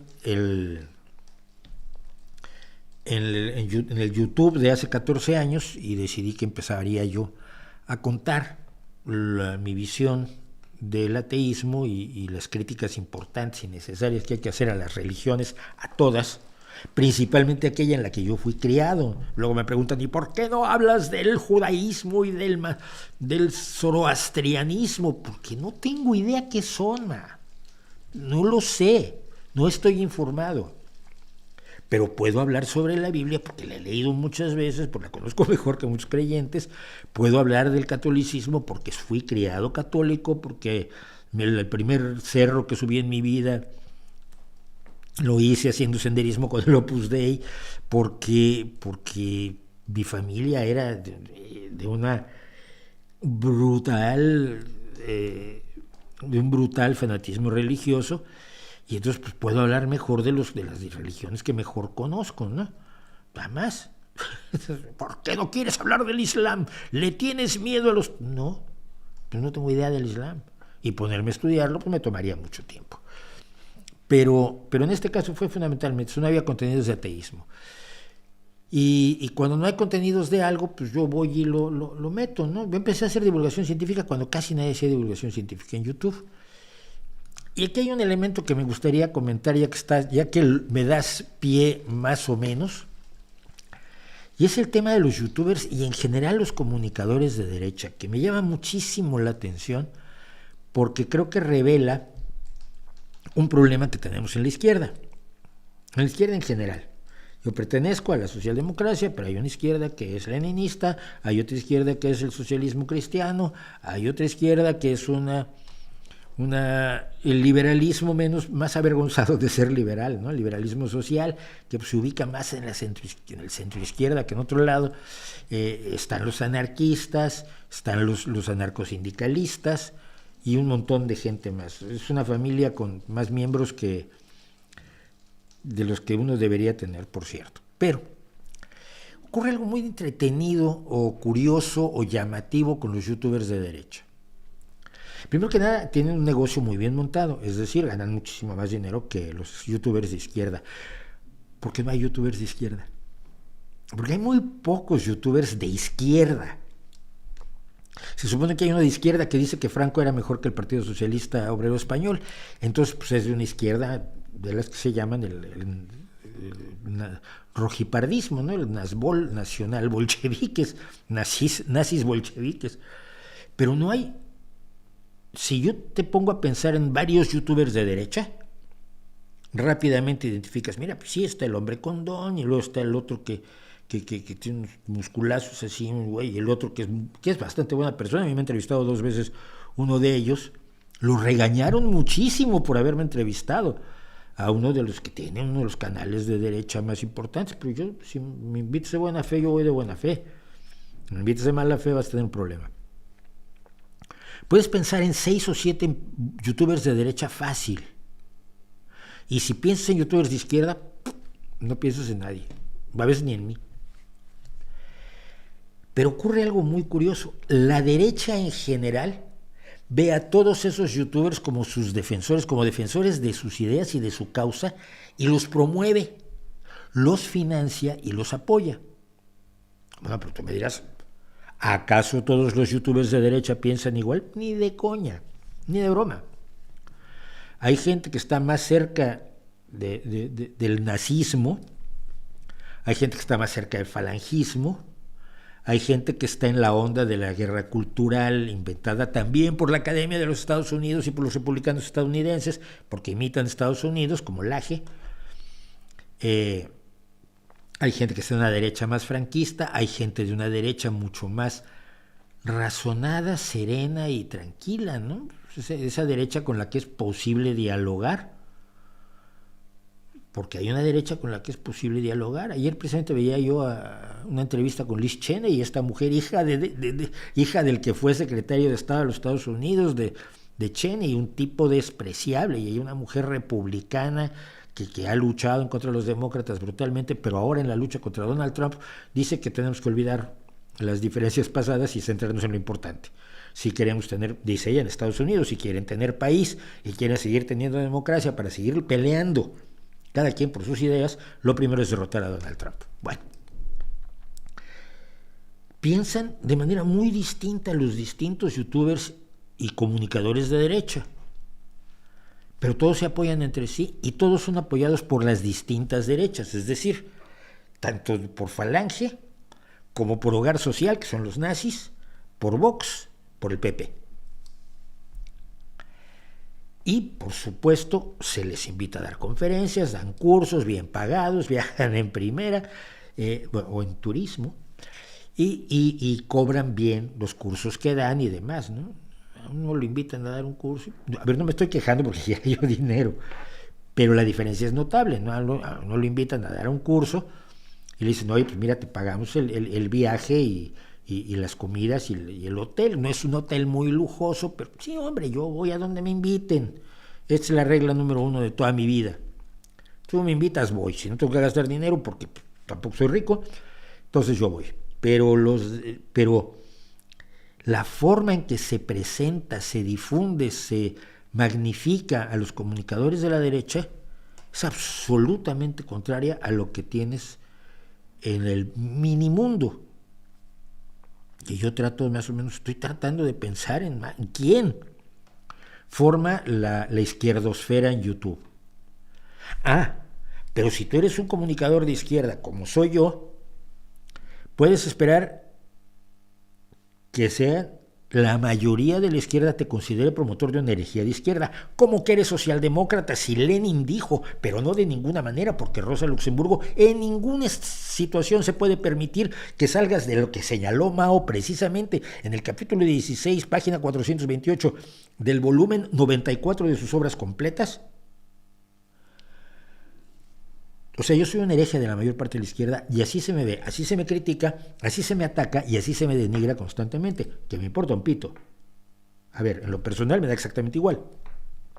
Pues estoy acostumbrado a que me ataquen y como la gente que me ataca me parece despreciable, me importan bastante poco, pues no sufro. Porque si yo fuera de los que se quejan de verdad, hay gente que vive de esto. Ay, me dijeron esto en las redes. Ay, me dijeron. Ay, me insultaron. Ay, me amenazaron. Hijos míos, los invito a que vean los comentarios que no se publican en los vídeos de este canal. Miren, en los vídeos de este canal, los comentarios se dividen en tres apartados que son los que uno ve. Yo trato de leer todos los comentarios que me hacen.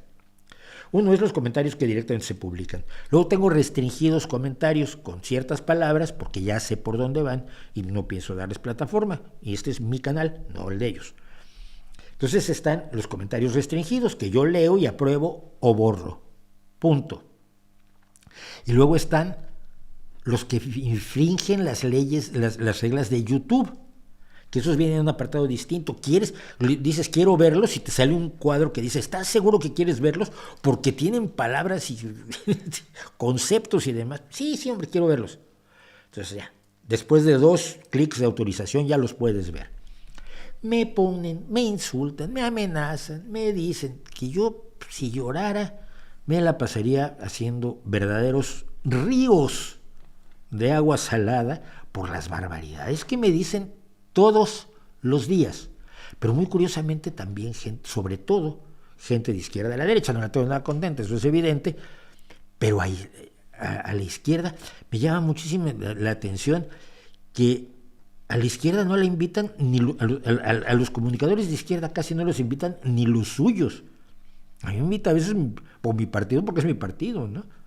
O UGT, porque un amigo mío les dijo que había que hablar de los derechos de los trabajadores digitales. Pero de ahí en fuera, no.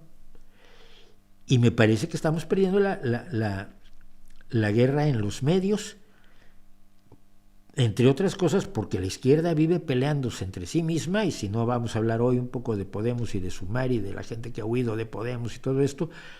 La izquierda vive más peleándose contra sí misma y discutiendo por una coma, y la derecha vive unida por una idea general que luego ya discutirán cuál de las versiones concretas de la derecha deberían poner en práctica. Pero entre tanto ellos tienen muy claro cómo luchar contra las ideas de izquierda, y la izquierda tiene muy claro cómo luchar contra las ideas de la otra izquierda. En fin, Vamos a tomarnos unos minutos, como hacemos siempre. En este momento somos 316 personas. Muchísimas gracias por estar aquí. Sigue estando solo el un no me gusta, que está solito. Hay 182 personas que le han dado me gusta y hay por lo tanto unas 130 personas que todavía están decidiendo si esto les gusta o no les gusta. Regresamos en un minuto. No huyan, no se vayan. La cosa va a poner muy bien. Miren, tenemos, y para que se queden, tenemos violencia en México, tenemos los sindicatos contra Elon Musk, está el tema genial.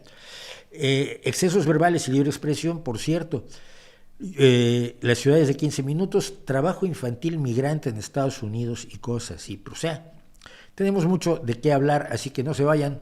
Yo regreso en un segundo.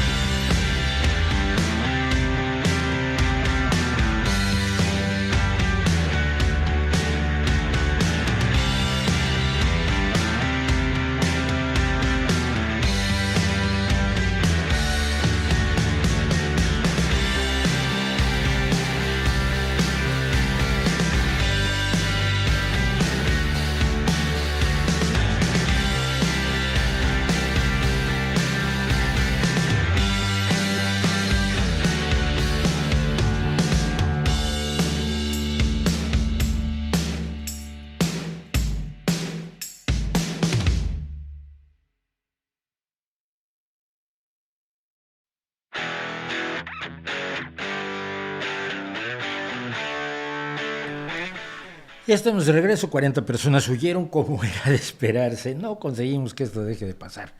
¿Qué le vamos a hacer? Somos 273, pero al menos ya otros le pusieron me gusta y él no me gusta sigue ahí solito. Pero esperamos que sigas con nosotros, ¿eh? Quédate sobre todo para ver si sigue sin gustarte. Y si no te gusta nada, recomiéndale este canal a tus enemigos, para que lo pasen mal. Entonces, bueno, y visité Zacatecas, sí, ¿qué recuerdos tengo de Zacatecas? Pocos, pero sí. Yo recorrí prácticamente todo el país. ¿Quién te cae peor, Milei o Bukele? Eso la es muy difícil, ¿eh? La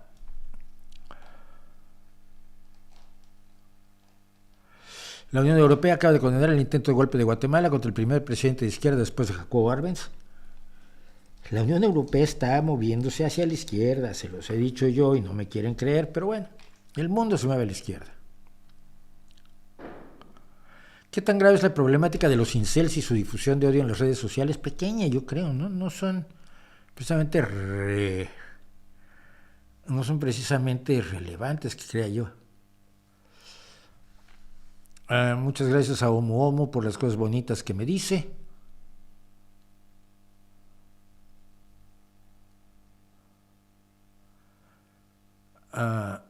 ¿Qué opina la COP28? ¿Fue un paso adelante o es puro greenwashing? Es un paso adelante.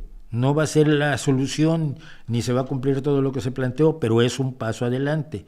Las cosas no pueden ir tan rápido como quieren los Greta Thunbergos. Acuérdense de eso. Que lo perfecto no te haga enemigo de lo bueno.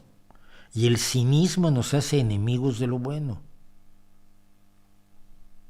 Nos hace enemigos de lo bueno porque generaliza con facilidad. Es puro greenwashing. Sí es cierto. Y entonces ya cuando llegan a esa conclusión, ya no tienes que analizar cuáles son las decisiones que se tomaron, cuáles son los acuerdos que se firmaron y sobre todo cómo se van desarrollando, ¿no? Ha habido, y aquí voy a poner un ejemplo, alguien de los de aquí de los comentarios, de los listos que tenemos, pero si la Agenda 2023 no se ha hecho nada, ya ves cómo te equivocas. Le digo, a ver, mira, te doy el enlace de los avances, del análisis de avances de 2020. Entonces hay un grupo de 16 organizaciones de las Naciones Unidas que hacen el seguimiento en todos los países y que hicieron un informe bastante detallado de 2020. Y en 2023 hay otro informe más pequeño de los avances que ha tenido la Agenda 2030 en distintos países. Te agradeceré si fueras tan gentil, tan amable, tú que estás tan convencido que esto no sirve para nada, que me comentaras punto por punto los fallos de los informes de avance de la Agenda 2030. Es que sin siquiera leerlo yo te puedo decir, mira, plum, lo baneé del canal. Porque ya tenía la idea hecha. Si esto no sirve para nada y no hay ningún avance, y el solo poner los bonitos sueños de la Agenda 2030 es simple y sencillamente una declaración de intenciones sin que se logre absolutamente nada, esa idea ya la tiene y no la puedes mover. Aunque le digas, mira, que hay logros en tales y tales países y aquí hay tales y tales cosas, y se han, por ejemplo, implementado tales leyes para impedir el matrimonio infantil y cosas por el estilo, y no lo quieren ver, porque les obliga a gastar neurotransmisores. Y son gente muy ahorrativa en eso, muy ahorrativa. ¿Cómo es que tantos años viviendo en España no perdió su acento mexicano? No lo sé. Yo siempre he dicho que esto es una cuestión de cabeza, es una cuestión de cómo funciona uno, ¿no? Conozco mucha gente que adopta el acento de a donde va, pero en días, Yo conozco gente que nos vamos a Andalucía y a los 5 días está hablando como si hubiera nacido en Sevilla. Y yo me quedo alucinado. O pasaba en México, gente que estamos 5 días en Veracruz y de pronto parece que es del Puerto Jarocho de toda la vida. Y no solo mexicanos, obviamente. Yo conocí argentinos que no soltaron hasta el último día de su vida el acento argentino. Al contrario, lo fortalecían. Mi amigo y tocayo Mauricio Siechanover era uno de ellos, gran experto en tango, éramos compañeros de revista y a veces me invitaba a su programa de radio también. Y conozco otros que después de llevar 6 meses en México parecía que habían nacido en Tepito. O se fueron a Monterrey y parecía que habían nacido en el municipio de Garza García. Entonces, no es algo, yo no creo que sea algo voluntario, es simplemente la forma en que funciona tu cabeza, ¿no? Yo por otro lado soy buenísimo imitando acentos. Miguel Bonazo una vez le decía yo que yo era bueno haciendo el acento argentino, me decían, no, de los acentos argentinos, generalmente cuando la gente hace acentos, hace caricaturas de acentos, ¿no? Estábamos en un programa de radio también, y me dice Bonazo, no te creo. Entonces le empecé a decir, escúchame una cosa, negro, y me miró como diciendo, pero tú ¿de dónde saliste? Tú naciste en Corrientes 348, no, soy bueno imitando acentos, pero nunca me salió, no traté de conservar el acento mío, ni mucho menos. Y hablo con la C cuando a veces aquí en España, pues porque es una cortesía al país que te recibe, ¿no? ¿Alguna entrevista en sus inicios de carrera que le gustaría volver a hacer con su experiencia actual? La de Hortensia Bussi de Allende probablemente es una. Y del principio quizás la de Arreola, de Juan José Arreola, creo que la desperdicié mucho, el hombre estaba muy preocupado, estaba de nervios, era un hombre muy nervioso, y yo estaba más verde, entonces pues eso no ayudó mucho, pero ¿qué fue de lo de la idea de anunciarse fugazmente en Times Square? Lo tengo que hacer, ya hice el vídeo, pero ahora tengo que mandarlo y se me ha olvidado. ¿Cómo convencer a los seguidores de AMLO que con sus políticas en contra de instituciones como el Poder Judicial, el INE, el INAI, etcétera, es un peligro para el país? Depende. ¿Cómo convences a las monjas de un convento de que Dios no existe? Lo mismo. Están más allá del convencimiento. Solo el fracaso absoluto del sistema, desafortunadamente, podrá hacer cambiar a algunos, y no a todos. Hay gente que ha apostado demasiado por la creencia en la 4T, ¿no? Ha apostado toda su pasión, su inteligencia, sus deseos de que el país salga mejor, sus ánimos, sus sueños. Y para la gente es muy difícil apostar todo eso y luego decir, pues perdí. Es el síndrome de la vida perdida, se llama, y a mucha gente le pasa.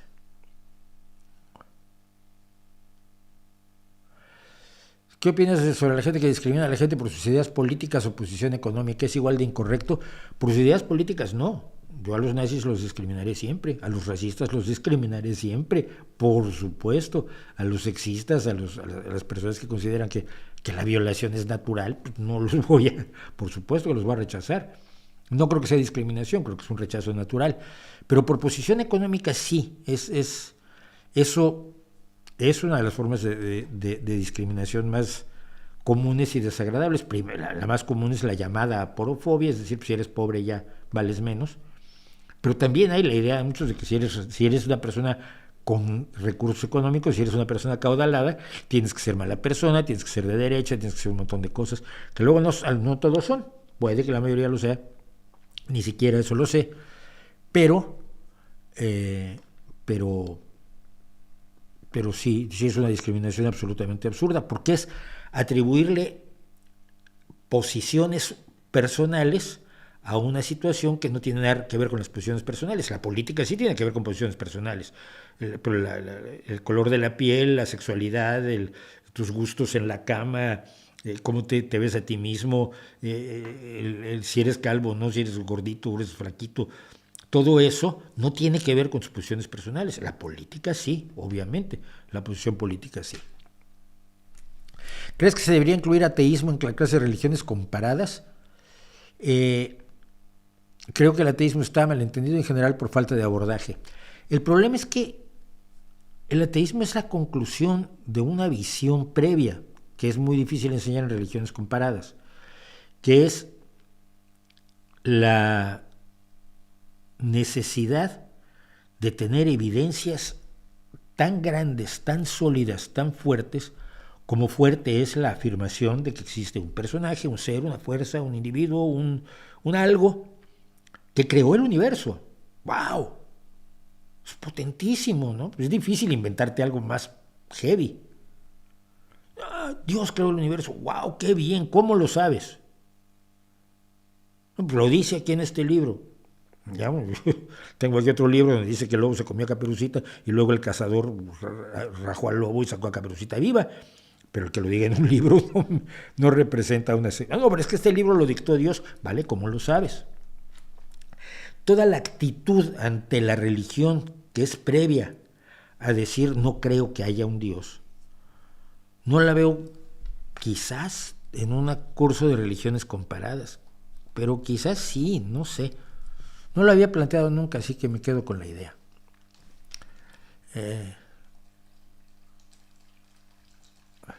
Paul es mejor que John, solo que el mundo no está listo para saberlo. ¿Mejor en qué sentido? Como compositor yo creo que sí, ¿no? También John no sí. Pero John tiene cosas enormes. No voy a entrar en eso. Es mejor persona un poco Paul.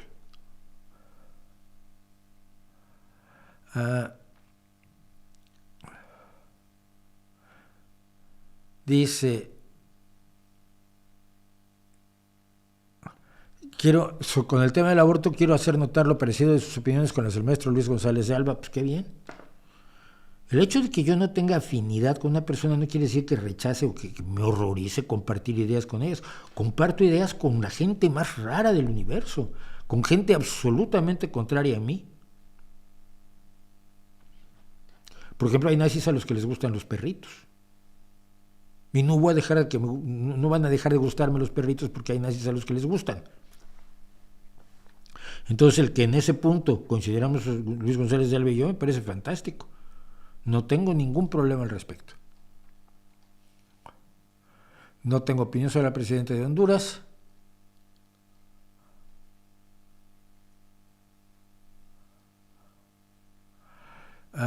En un video hablas del anarquismo. ¿Podrías complementar aún más la idea de por qué la misma ideología no es posible?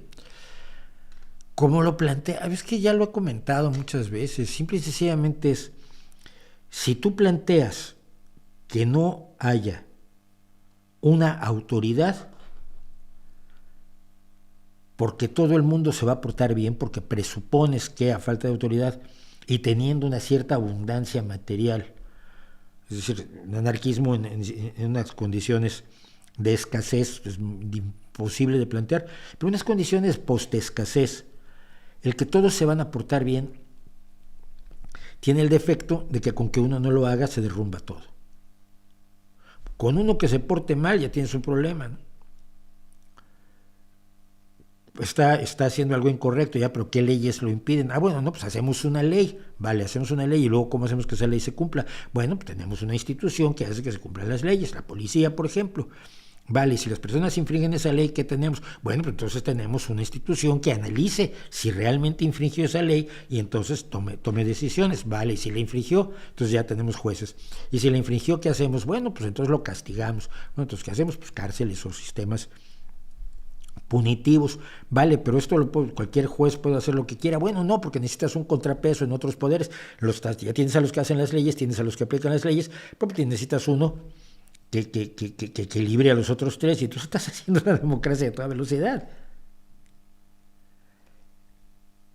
No es viable porque siempre va a haber alguien que se salga del... Yo creyendo que la mayoría de la gente es buena, que la mayoría de la gente es incapaz de cosas tan brutales como el asesinato, y por eso nunca he aceptado la idea de que el ser humano es un animal asesino por naturaleza. Sé que hay gente miserable y sé que hay gente buena que si le das la oportunidad de dejar de serlo, lo haría. Yo no creo que todos no robemos porque las leyes nos dicen que no hay que robar. Yo creo que no robamos porque no robo, porque no me gusta que me roben a mí, hay una especie de pacto social allí. Pero una institución absolutamente anarquista es enormemente frágil. Y lo que platicábamos del anarcocapitalismo, de los libertarianos con los osos el otro día, es muy, muy buen ejemplo. Y el anarquismo no funciona ni a derecha ni a izquierda, ¿no?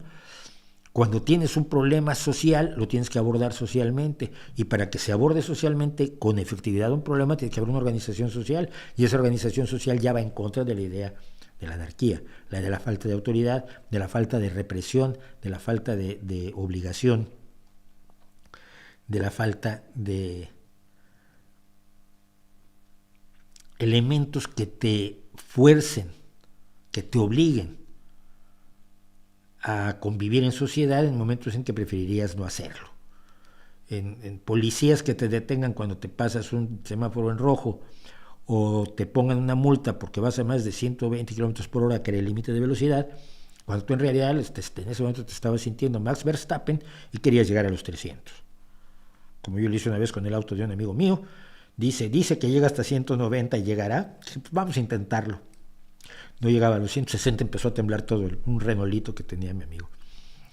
Pero sí tiene que haber elementos que te digan, mira, está muy bien, todos queremos vivir en sociedad, pero tiene que haber elementos que son coactivos y ni modo. Yo creo que en una situación de anarquismo eso se derrota solo.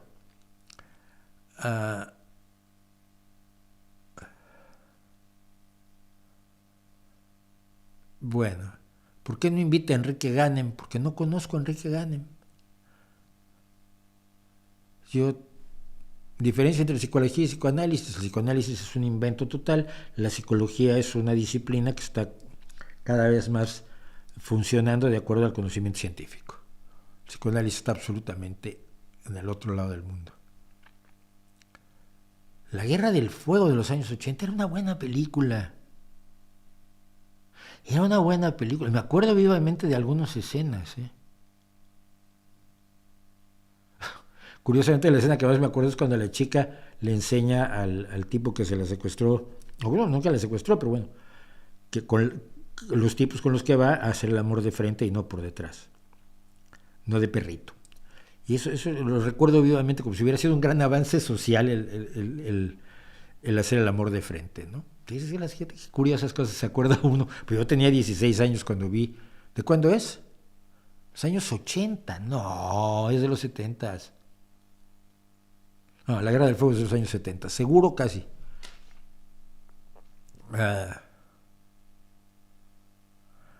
Bueno. Vamos a hablar de Elon Musk, porque siempre es divertido hablar de Elon Musk, porque el hombre vive en una realidad alternativa muy peculiar. Fíjense ustedes. Elon Musk ha dicho en más de una ocasión que él está en contra de los sindicatos. Pues los sindicatos no sirven para nada, no defienden a los trabajadores y de paso le hacen la vida imposible a los dueños del dinero. Bueno, aquí hay un elemento que hay que tener en cuenta. Miren, siempre que los libertarianos, sobre todo los liberales y toda esta gente, habla de las economías más libres,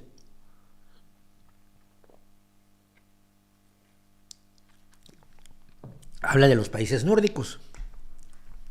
Yo siempre les recuerdo que los países nórdicos no se diferencian de otros países industrializados más que en el hecho de que han tenido gobiernos socialdemócratas y por lo tanto han tenido instituciones socialdemócratas que distribuyen la riqueza, garantizan una serie de derechos a sus habitantes, les quitan el miedo y les permiten vivir dignamente. Otros países pueden ser tan productivos como Noruega o Suecia o Dinamarca, por supuesto. Pero ¿por qué la gente no vive como en Noruega, Suecia y Dinamarca? Bueno, entre otras cosas porque hay una serie de políticas socialdemócratas que facilitan que los niños tengan escuela, que la gente tenga atención sanitaria, que tenga buenas pensiones, que tenga una vivienda digna, que tenga ciertas ventajas sociales. Que no es el todo gratis, que también cuentan los libertarianos y liberales, toda esta gente.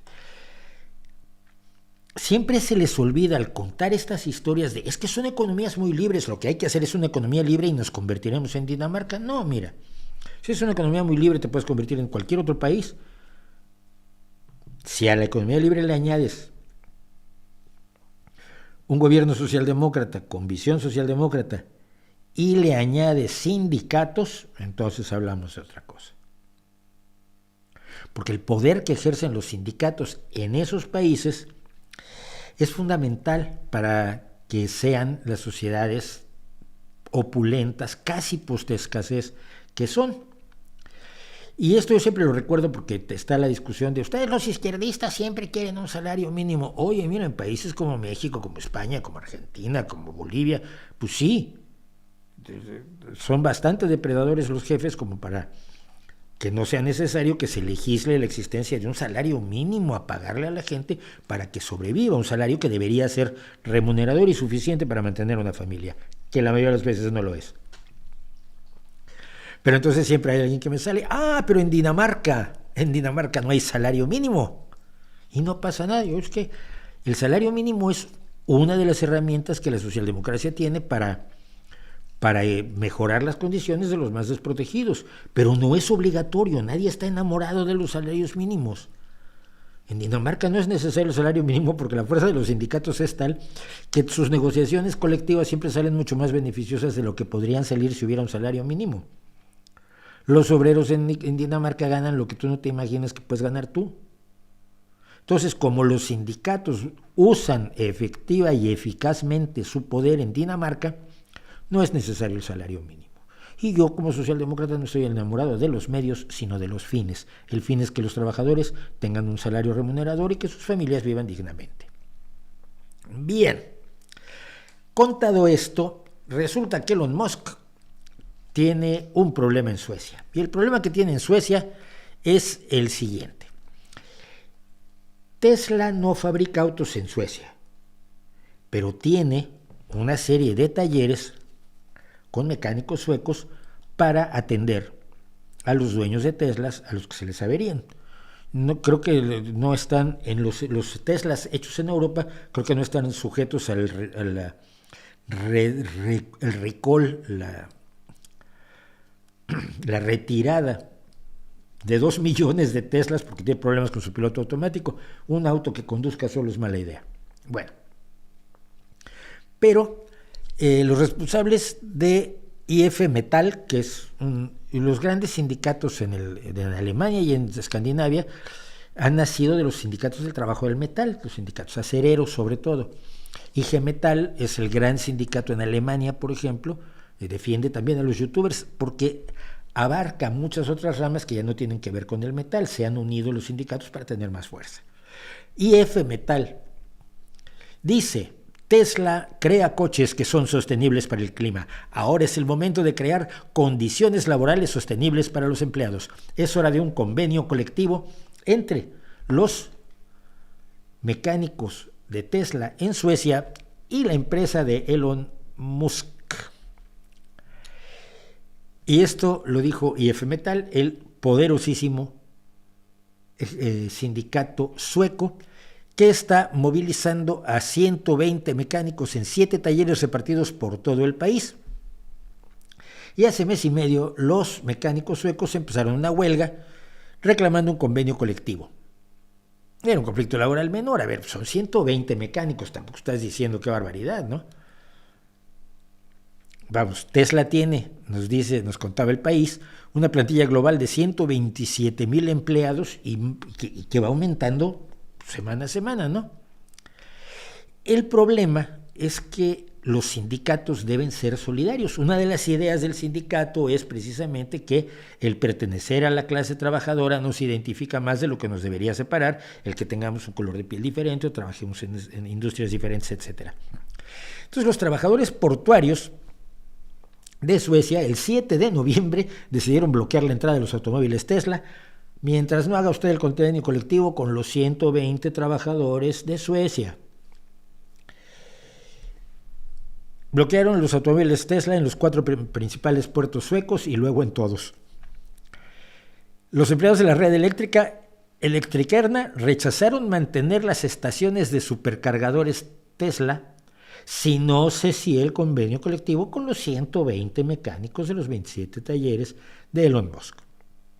Los taxistas de Estocolmo amenazaron con suspender los nuevos pedidos de automóviles Tesla, muy sostenible. Imagínate, un Tesla se usa de taxi en Estocolmo, pero van a dejarle de comprar Teslas si no es un convenio colectivo con los 120 mecánicos. Medio centenar de trabajadores de la firma Hydro Extrusions, que suministra a Tesla componentes de aluminio utilizados para reforzar la seguridad, se quedaron en casa o realizaron otras tareas. Los pintores de carrocerías dejaron de pintar Teslas. Los empleados de limpieza no limpiaron los edificios de Tesla. Incluso el servicio postal sueco se negó a entregar matrículas a Tesla, lo que de hecho le impedía hacer circular con sus automóviles nuevos. La reacción de Musk fue doble. Por un lado, dijo que esto era demencial.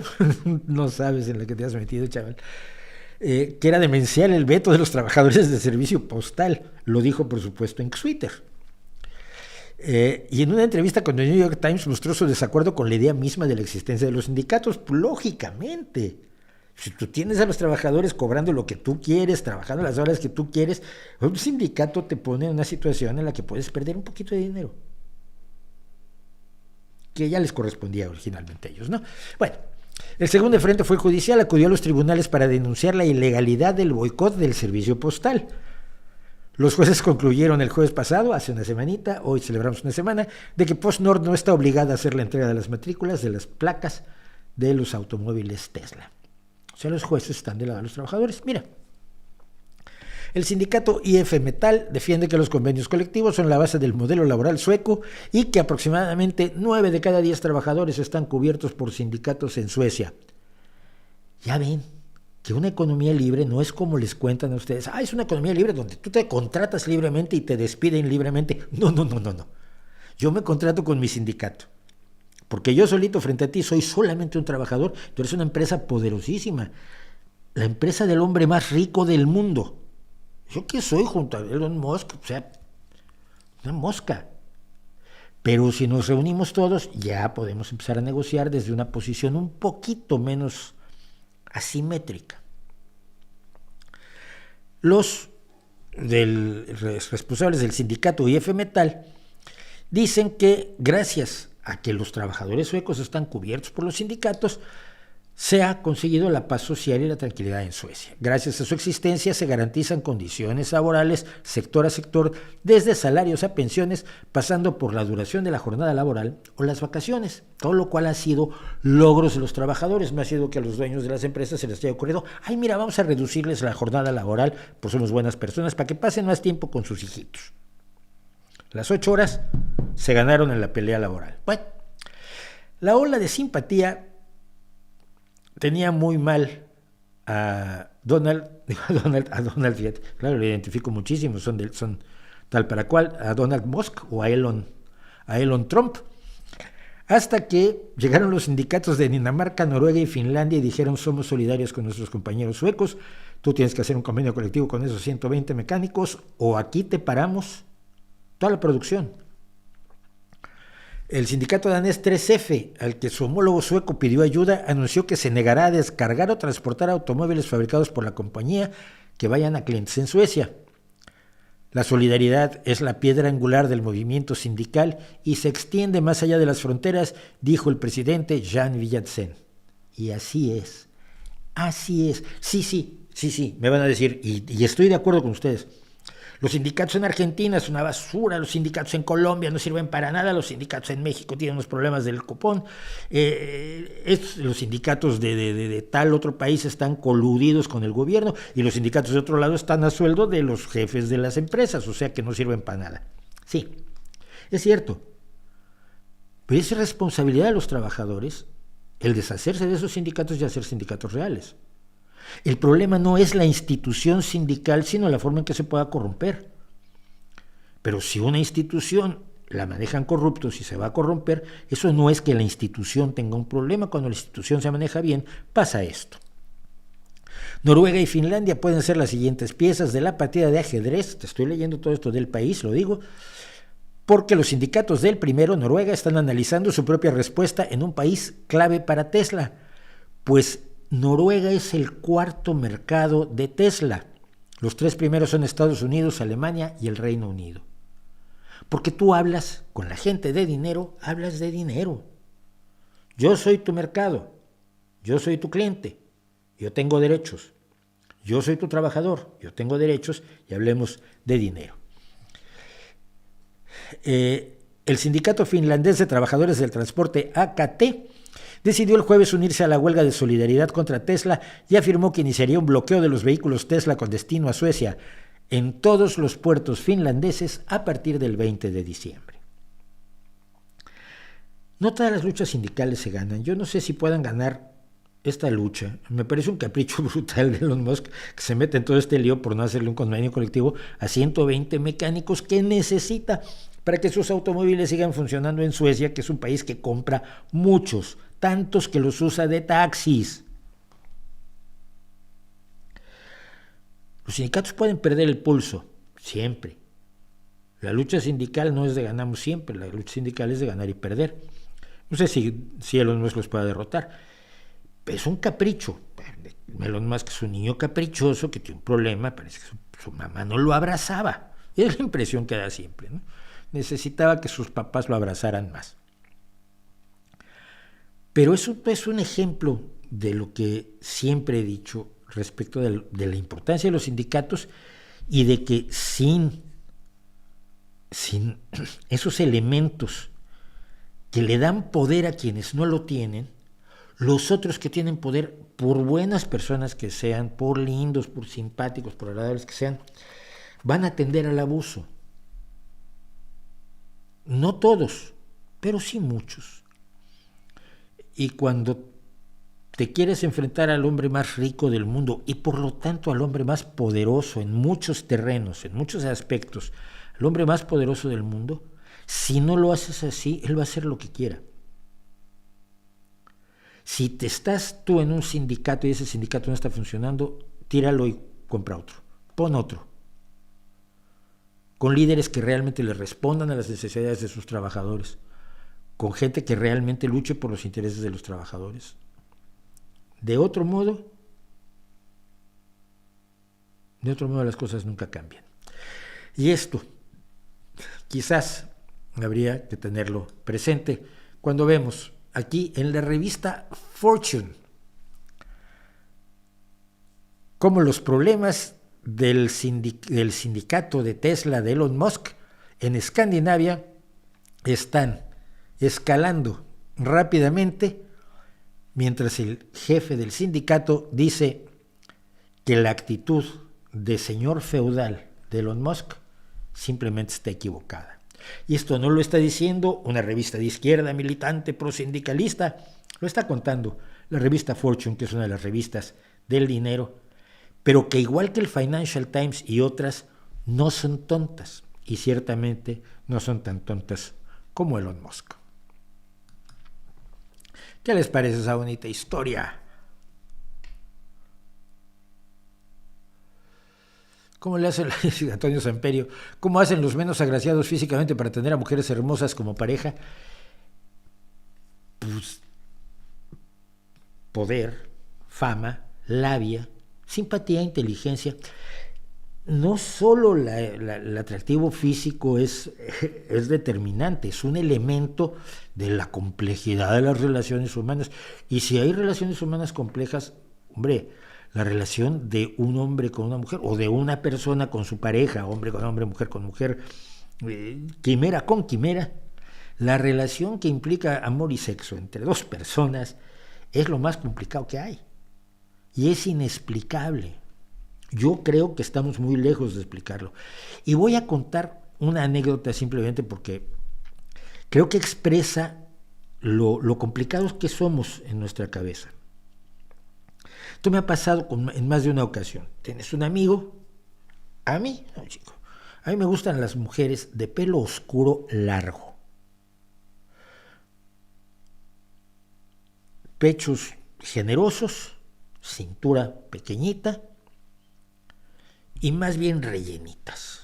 Aunque la cintura sea pequeñita, pero muslos bonitos. Bueno, está bien, a cada quien le gusta, en gustos no hay nada escrito.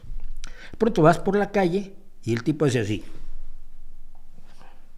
Se deja dos vértebras en el giro de la cabeza, se voltea y dice, ¿viste qué preciosidad de chica?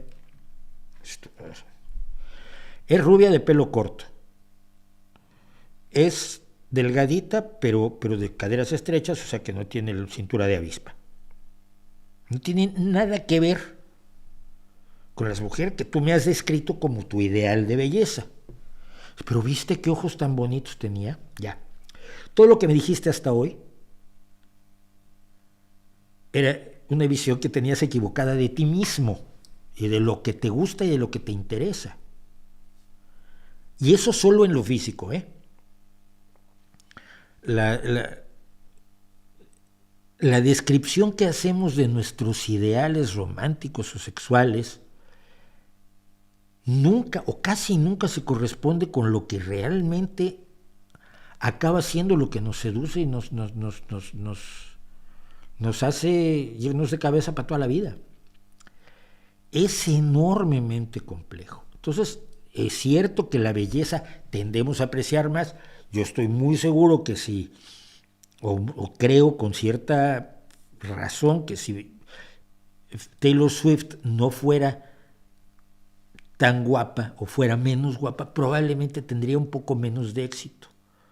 Probablemente, no estoy seguro, pero tiende a ocurrir que la gente de la música, del cine, etcétera, tiene más éxito si es un poco más atractiva. Pero es solo uno de los elementos. Es solo uno de los elementos que implican las relaciones humanas. Entonces, yo no veo tan raro que una mujer que no nos pueda parecer atractiva ande con un tipo enorme, que nos puede parecer enormemente atractivo, o al revés, que un sujeto poco agraciado como un servidor esté con una mujer que otros hallan enormemente atractiva. Es solo un elemento y nada más ese. Lo que pasa es que nos vamos a lo físico porque es lo primero que ves, ¿no? Luego ya te enteras de cómo es la gente y dices, se le quitó lo guapo pero a una velocidad enorme, o empezó a ser mucho más hermosa esa persona después de conocerla de lo que era a primera vista. Son relaciones de una complejidad que incluso se trata de no hablar de ella, ¿no? Y cuando se habla de ella es mejor hablar de ella en términos de poesía o de música, porque no es algo que todavía esté sujeto, salvo los estudios que hay sobre discriminación de la belleza, pero todavía no están sujetas las relaciones humanas a un estudio científico que nos pueda dar resultados fiables, creo yo, ¿no? Poco le he escuchado hablar sobre el ZLN y el subcomandante Marcos, pues porque no hay mucho que decir de ellos, ¿no? Hace años están desaparecidos. Yo lo que veo es que están congelados en el tiempo, ¿no? O sea, no he visto los grandes tendidos eléctricos, los sistemas de drenaje, los médicos de los municipios rebeldes que hayan ido a estudiar medicina y ahora hayan regresado y hayan puesto hospitales y se deshicieron de una situación de opresión, pero nada más, ¿no? No hay una visión más allá de quedarse congelados en el tiempo bajo mínimos, o es la impresión que siempre me han dado, ¿no? Marcos a mí siempre me pareció una fuerza necesaria pero al mismo tiempo innecesaria, necesaria pero estorbosa. Y el ZLN fue un movimiento que dices, ojalá y les vaya muy bien, no parece que les haya ido tan bien. Son dueños de su tierra, son dueños de sus productos, pero ni tienen los avances sociales que harían que los aplaudieras, y además siguen estando bajo la amenaza de quienes ambicionan lo que tienen, sobre todo en términos de tierras, los municipios rebeldes. Así que no sé mucho qué decir. Bueno, vamos a... Esto que a mí me parece bien triste. Esto me parece enormemente triste porque, hablando de conspiraciones, a ver, imagínense ustedes que son el señor. ¿Qué es eso? La pose mola. Pero el señor tiene motivos para ponerse una pose así, como no. El señor es un urbanista altamente reconocido, uno de los urbanistas más importantes a nivel mundial. Ha trabajado en muchísimas áreas, no solamente del diseño físico del espacio urbano, sino en áreas de la tecnología y la ciencia. Ha trabajado en robótica, ha trabajado en genómica, ha sido co-creador de una universidad entera en Francia. Es pionero de las redes sociales y de la inteligencia artificial. Y un día decidió unir todas sus experiencias. Quiero aclarar primero, es Carlos Moreno, urbanista nacido en Colombia, nacionalizado francés, caballero de la Orden Nacional de la Legión de Honor Francesa en 2010 y receptor de la Medalla de la Prospectiva de la Academia Francesa de Arquitectura en 2019. Y a este señor se le ocurre utilizar todo lo que sabe para imaginar una ciudad inteligente y sostenible, pero que fuera viable, porque inventarse una ciudad utópica o un mero ejercicio de la imaginación se lo puede hacer cualquiera, y muchos lo hacen. Pero no, Carlos Moreno quería hacer otra cosa. Él decía, necesitamos cambiar los modos de vivir, y apuesta por un nuevo modelo que ofrece a una distancia de 15 minutos en pie o en bicicleta la accesibilidad a los servicios fundamentales que uno puede necesitar. Es un modelo que ha inspirado a la alcaldesa de París, al alcalde de Milán y a otras ciudades que han abanderado esta idea, la idea de los 15 minutos como uno de los ejes de transformación de las ciudades. Nantes, Toulouse, Edimburgo y Ottawa en Canadá, Edimburgo en Escocia, lógicamente, Nantes y Toulouse en Francia, han tomado esta idea. ¿Cuál es la idea? Planificar las ciudades, los barrios, para que tú puedas llegar a tus servicios esenciales en 15 minutos, a pie o en bicicleta. ¿Qué quiere decir esto? Que no tienes que tomar un autobús para ir a la farmacia a comprar las medicinas de la abuela. Que tu hijo no necesita irse en autobús media hora o una hora para llegar a su escuela. Yo de pequeño me recogían a las 7:15 y la escuela empezaba a las 8. Era genial, 45 minutos de autobús escolar. ¡Oh! Divertidísimo. Lo único bueno era que esperaba yo, que como 10 minutos después ya pasaba por la chica que me gustaba, ¿no? Entonces la miraba yo. Pero que tu centro de salud esté cerca de tu casa, que hay un supermercado a una distancia prudente,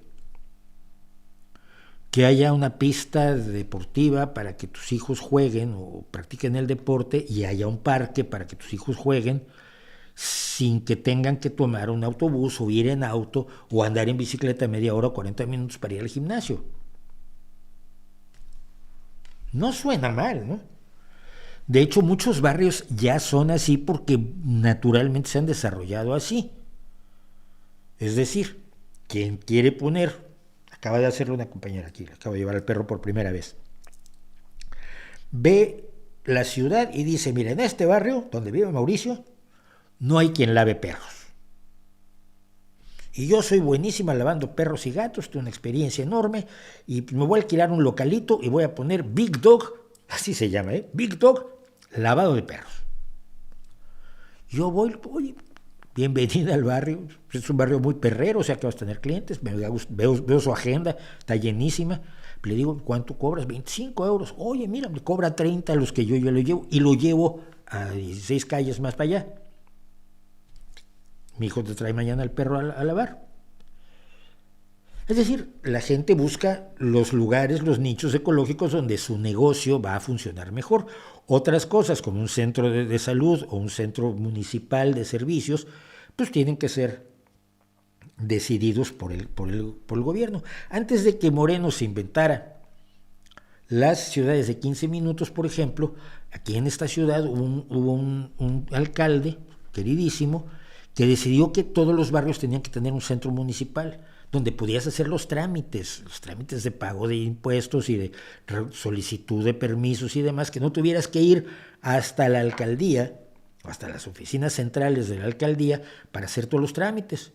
Y entonces puso una serie de centros municipales por toda la ciudad, esa pequeña ciudad donde saben que vivo, que no llegamos a los 300,000 habitantes.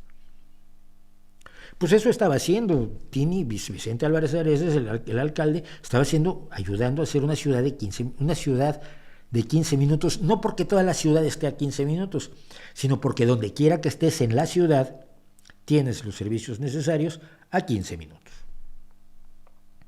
Veterinario, ferretero, café,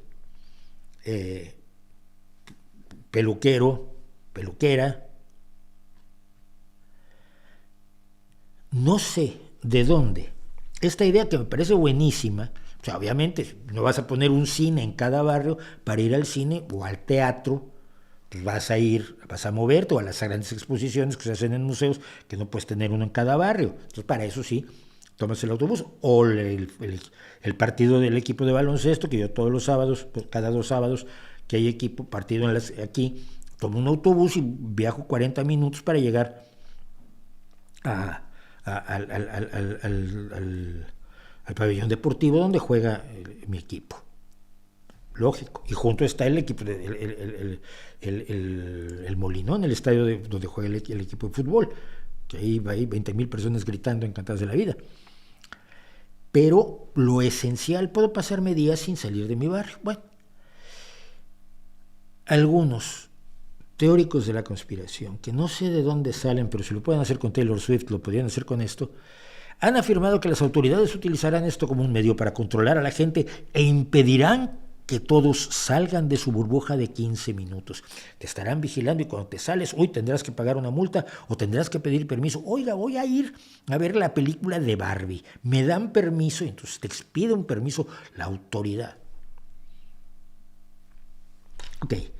Esta teoría parece haberse desarrollado a partir de los confinamientos de la pandemia de 2020, donde en algunos lugares las personas tenían que mantenerse a una distancia determinada de sus hogares. Sí, pero era una pandemia. De hecho, a mí me pasó. Yo tenía el estudio mucho más lejos de mi casa y cuando iba yo al estudio a grabar, o por equipo, porque acabé grabando en casa, bien, paro 2 veces la policía, oiga, ¿usted a dónde va? No, mire, fíjate, por esto, muy bien, pase usted y ya.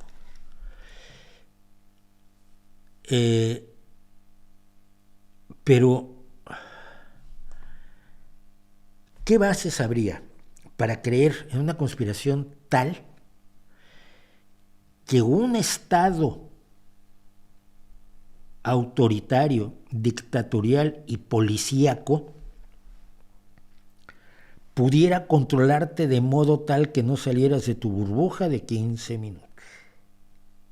Bueno, primero que nada necesitarías un Estado que no fuera democrático. Necesitarías un tirano con un poder policial extraordinario, lo cual implicaría, por supuesto, la desaparición de toda legislación que no fuera dictada por el dictador. Es decir, ni poder legislativo, ni leyes. Y los jueces pues hacen lo que dice el dictador, como antes se hacía en toda la historia. ¿Qué dice el juez? Pues lo que diga el rey. ¿Y quién hace las leyes? Pues el rey. Y si no te gusta el rey, tienes un problema y es muy grave. Al rey no le gustas tú, y eso es peor. Es decir, la estructura social que debería existir para que la idea de la ciudad de los 15 minutos fuera la opresión, represión policíaca que se pretenden inventar los conspiranoicos, en ese caso lo menos importante serían las ciudades de 15 minutos. Tienes un problema gravísimo con una tiranía de aquellas norcoreanas que exigen que te levantes en armas lo más antes de que se consolide de ser posible. Y digo levantarse en armas con todo el dolor de mi corazón, porque yo soy enemigo de la violencia. Pero vamos, la alteración del orden social que conocemos actualmente para establecer la ciudad de 15 minutos sería tan grave que la ciudad de 15 minutos es lo menos importante. ¿Qué pasa en las cabezas de algunas personas? No lo puedo entender. No lo puedo entender, pero mucha gente, cuando he hablado de la ciudad de 15 minutos, y ahora estoy haciendo un pequeño vídeo, por cierto, sobre mi barrio, que luego les publicaré aquí en el canal, la gente me habla como de la Agenda 2030 y de otras cosas, con un miedo tan absolutamente idiota, basado en absolutas fantasías tan alejadas de la realidad, que preocupa su cordura, su sanidad mental. Las ciudades de 15 minutos son una gran idea. Son una de las grandes propuestas del urbanismo de los últimos años, por parte de un personaje que se ha interesado en crear ciudades más habitables, y es increíble que se pueda este hombre ver hoy al espejo y pensar que lo están viendo como el promotor de una tiranía aterradora. Las ciudades de 15 minutos son, amiguitos míos, espero, algo en lo que podamos vivir todos muy pronto.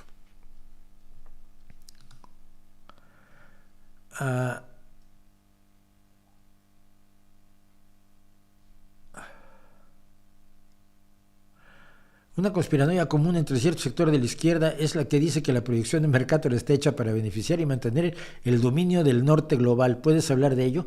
Es una estupidez. Te voy a explicar por qué. Porque el país con más grandes eventos de la proyección de Mercator es México.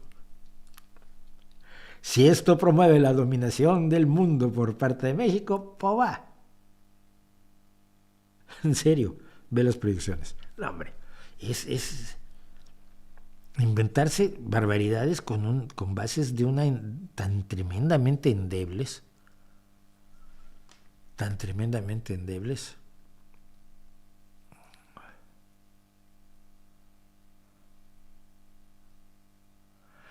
No se pueden hacer cumplidos porque te tildan de sexista, como dice Thomas Curiel. En algunos casos sí, en otros no. No creo que sea una regla general como para las conspiranoias de los incels tipo Laje, ¿no?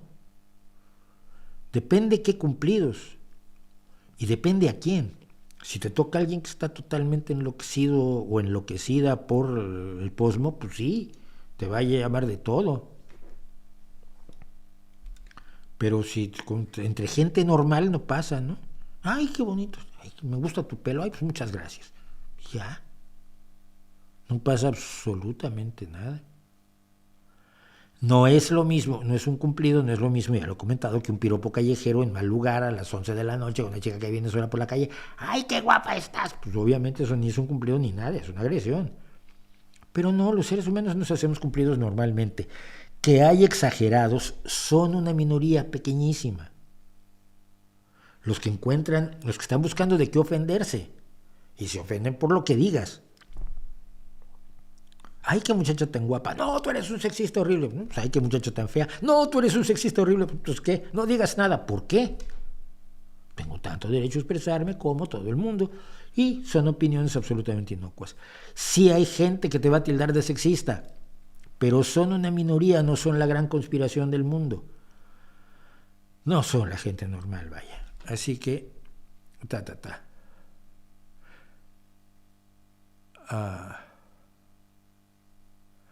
comentaremos los conciertos de The Warning.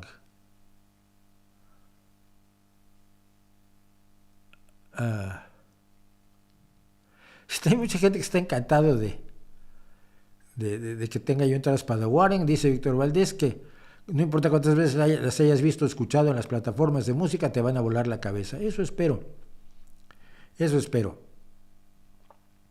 Taylor Swift es lo diametralmente opuesto a petardos como Kanye West. Sí, por la derecha estaban muy preocupados porque pensaban que Kanye West era de izquierda y que Swift era de derecha. Sí, muy divertido. Podría comentar algo sobre el supuesto juicio contra Biden. Es muy curioso. No es un juicio, es la impugnación, el juicio de impugnación. Han empezado los procesos para impugnar a Biden, pero todavía no saben por qué. Es decir, están buscando la causa. Ya iniciaron el proceso, pero todavía no hay causa. Lo que pasa es que es la venganza de los republicanos, que ahora tienen mayoría en la Cámara Baja, la venganza por las dos impugnaciones que se hicieron contra Donald Trump, que tenían en ambos casos motivos para hacerse.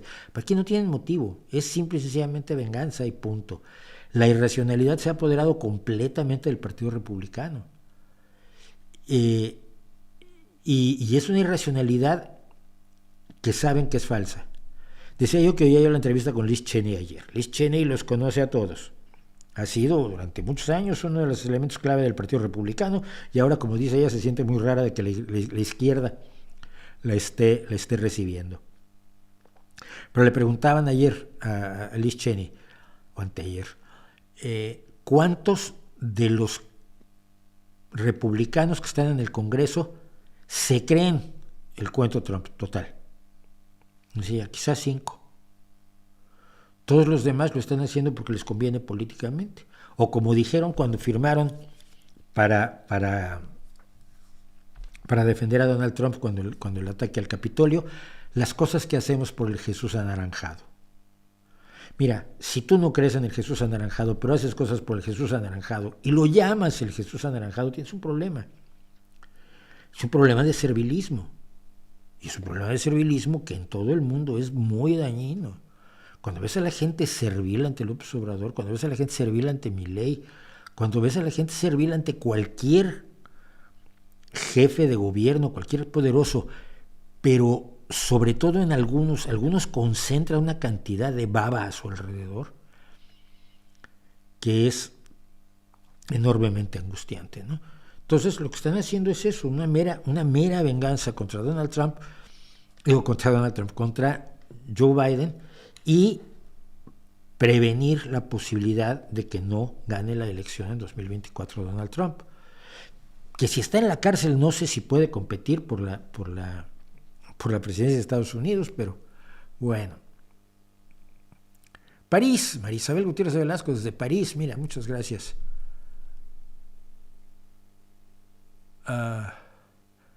Hay demasiados youtubers que se arriman a lo que más les interesa. Pues sí, pero ¿por qué hay tan pocos de izquierda? Y yo sigo preguntando.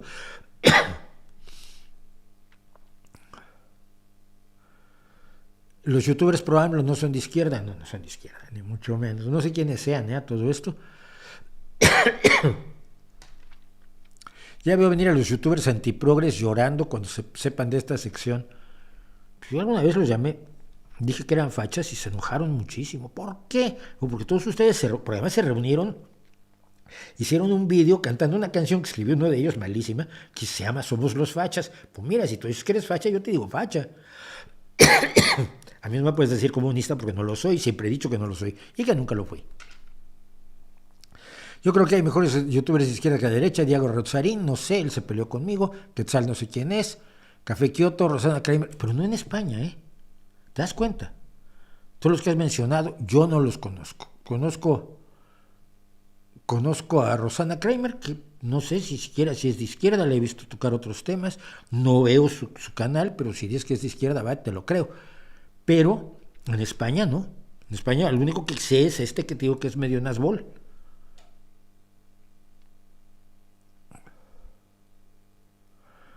La portada de la revista siempre con la silueta de Claudia Sheinbaum con una banda con suásticas y la leyenda no permitamos que ganen. Me parece absolutamente inaceptable usar una suástica contra ningún adversario político, a menos que sea nazi. Y en el caso de Sheinbaum, que es descendiente de judíos, pues me parece más desagradable. Y eso que no votaría yo por ella, pero vamos, ni en artículo mortis. ¿Crees que existen youtubers con línea como en el periodismo, pero de forma internacional? Cosas como el Yunque, probablemente sí los hay. Todo mundo, toda organización tiene sus métodos para estar presente en los medios de comunicación, en las redes sociales. O sea, tiene youtubers, tiene instagramers, tiene tiktokeros, tiene twitcheros, tiene gente en todas las redes sociales. Si tú tienes una organización social y no tienes presencia en las redes sociales, eres imbécil. Y si eres muy fuerte y además juegas la parte oscura del juego, tienes que tener gente que no sea abiertamente, que no se sepa que es tu empleado, pero que está trabajando para ti. Es lógico. Ve los trolls de Cuevas, el de prensa de López Obrador, por ejemplo, ¿no? Tiene una fuerza de aguante ante los comentarios negativos. ¿Cómo admirable? Dice, a ver, dice el Noelio, usted tiene una fuerza de aguante ante los comentarios negativos admirable. ¿Cómo lo hace? No les hago caso. Mira, te voy a poner el caso clásico. Vas caminando por la calle y te dice, hijo de puta. Bueno, algunas personas se ofenden, incluso llegan a las manos y pueden matarse por eso. Yo lo primero que digo es, mi mamá era puta, creo que no. No, igual sí, pero si lo era, pues no me enteré. Pero tampoco es nada denigrante, por cierto. Es un trabajo absolutamente honesto, honrado y defensible. Cuando se hace voluntariamente, siempre. Luego, ¿quién me lo está diciendo? ¿Quién es ese personaje? Es un tipo que te odia. Problema de él. No, pero es que es un sujeto que no tiene ninguna relevancia en mi vida. ¿Por qué le voy a dar importancia a sus gritos de odio, a sus insultos? A mí me insulta alguien alguien a quien le tengo yo respeto y cariño y consideración intelectual o moral o artística y que me dice, oye, Mauricio, eres un imbécil por haber hecho esto. Tampoco me lo tomo como insulto, probablemente digo, uy, igual tienes razón, déjame ver, porque imbecilidades cometemos todos. Pero los comentarios negativos, ¿qué pueden decir? ¿No les gusta mi aspecto? Pues sí, si cambiara yo mi aspecto tampoco les gustaría, o sea que me da igual. El otro día pensaba yo en unos que son muy chistosos, que son los que me dicen, es que te vistes como joven. No, mira, no. Si es porque tú te vistes igual que yo, tú tienes un problema. Yo me vestía así desde los 18 años, con camisetas y pantalones vaqueros. Si tú te vistes igual que yo, te vistes como un señor de 68 años. No es que yo me vista como joven. A lo mejor el problema lo tienes tú. Entonces, gente me hace insultos a mi aspecto, insultos a mi forma de ser, insultos a... ¿Qué importancia tienen? Solo tienen la importancia que tú les das. Y yo no les doy ninguna. Me dan igual. Y mira que yo he tenido momentos, por ejemplo, en Twitter alguna vez, que se me echaron encima cientos de personas. Salí en los periódicos por meterme con un locutor, con un actor de la televisión española. Y hice un comentario además que me parecía lo más inocuo del mundo. Salí en los diarios, me dieron hasta, insultaba gente, todo mi timeline era insultos. Pues mira, qué divertido, les molestó. Y ya. Le ha tocado toparse con bolcheviques que con tal de legitimar sus ideas intentan blanquear los crímenes de líderes como Stalin o Mao. Sí. Y de hecho,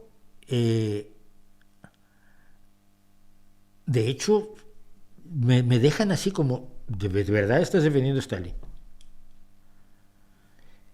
Alguien alguna vez en una conferencia, una vez, cuando yo todavía iba a Naucas, una vez en Naucas hablé sobre Lysenko. Y después fui al baño y todavía estaba otra gente hablando, pero yo tenía que ir al baño. Cuando regreso, una chica como de 30 años me dijo, ¿pero por qué te metes con Stalin? Y yo decía, pero no es normal, no puede ser de verdad. Mao, la gran hambruna de Mao, siempre he dicho que no fue voluntad de Mao. Fue producto del sistema que estableció a Mao, pero no fue tan voluntaria como fue quitarle la comida a los kazajos y a los ucranianos, que es lo que hizo en el Holodomor Stalin. Stalin asesinó gente, vamos, con una minuciosidad absolutamente despreciable. Mao era un poco más indirecto, en la Revolución Cultural se notó. Pero no he encontrado tampoco a nadie que defienda demasiado a Mao, pero Stalin sí, hay stalinistas. Hay mucho stalinista.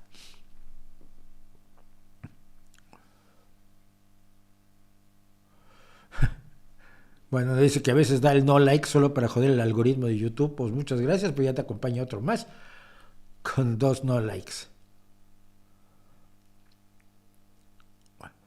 ¿Crees que es viable que una pareja invidente conviva teniendo en cuenta lo complejo que serían las actividades del hogar debido a la discapacidad visual? No solo es viable, ocurre perfectamente, ocurre sin ningún problema y me parece muy bien que ocurra.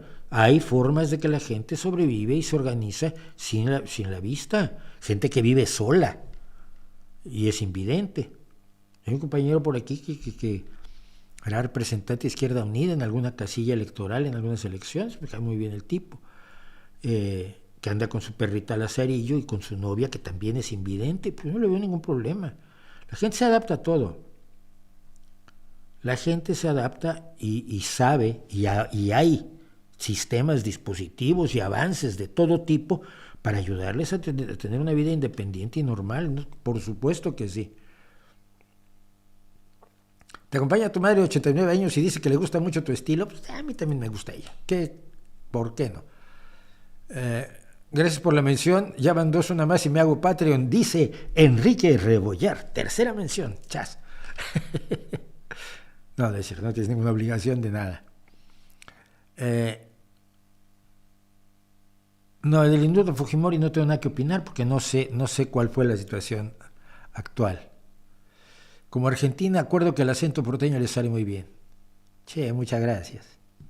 Sos muy linda.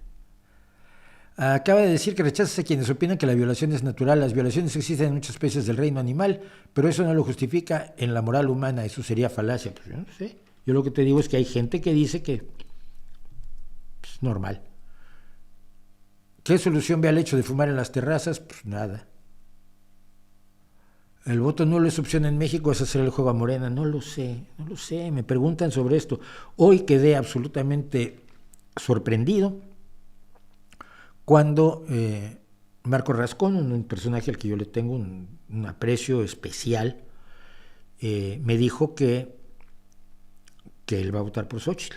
Y yo le pregunté, después de lo de Milei, considerando la cola de ladrones que trae detrás, que todos van a pedir su ministerio, su dirección general, su espacio, su gubernatura, su municipio, no me ha contestado, pero me extrañó muchísimo que un hombre de izquierda absolutamente indudable, como es Marco Rascón, creador de la Asamblea de Barrios, creador de la idea de superbarrio, un luchador social de toda la vida, en serio, que nunca se ha beneficiado además económicamente de esto, por eso acabó de pescadero, que esté con Xochitl. A ver si me contesta.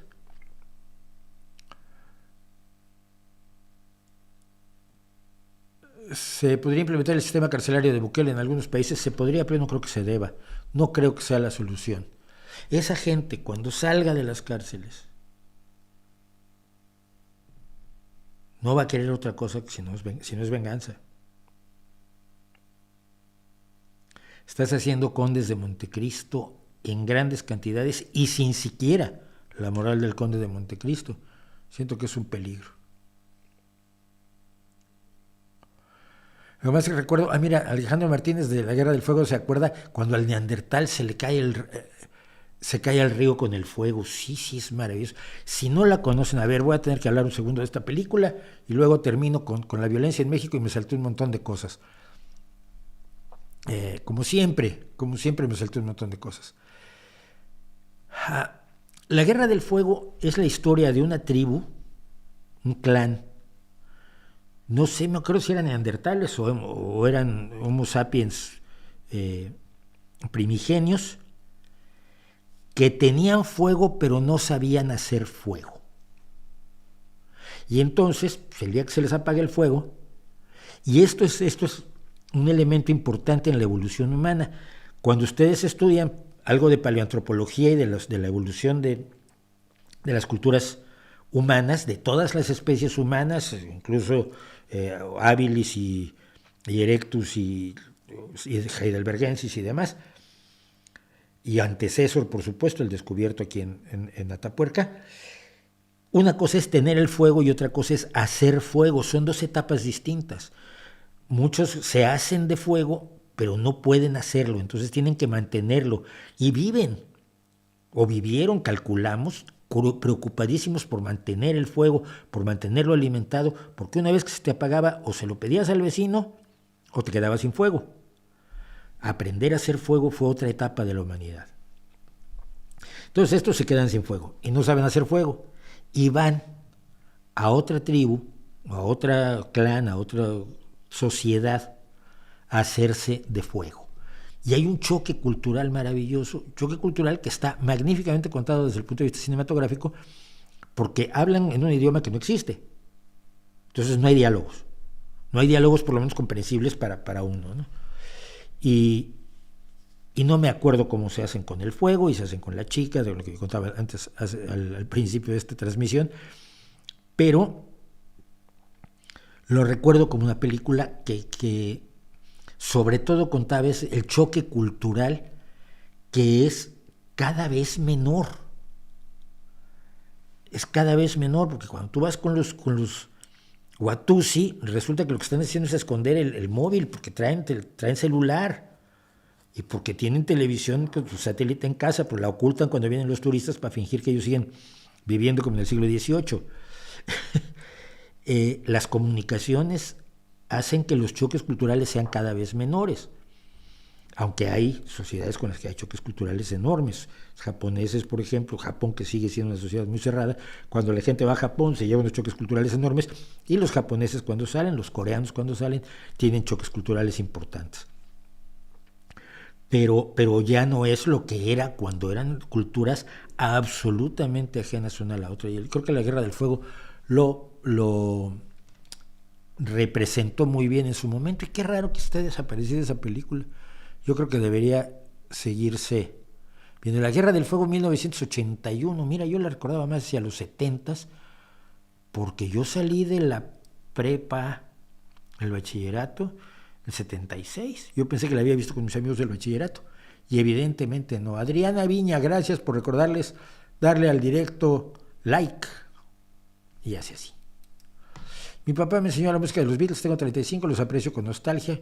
Me sorprendió saber que hay un falso integrante y los mensajes de los discos al escucharlos al revés. Primero que nada, no hay un falso integrante, y segundo, no hay mensajes con los discos escuchados al revés. Fue un invento de los locos conspiranoicos estadounidenses, el extremismo religioso, que decía que había mensajes satánicos en los discos y los oyese al revés. ¿Y a quién se le ocurre oír discos al revés? A los imbéciles creyentes fanáticos religiosos estadounidenses, nada más. Pero pero no hay tal. Está demostradísimo que no hay tal. Gracias a Erika Redondo por el super sticker, gracias a Lavina Palermo por el super chat.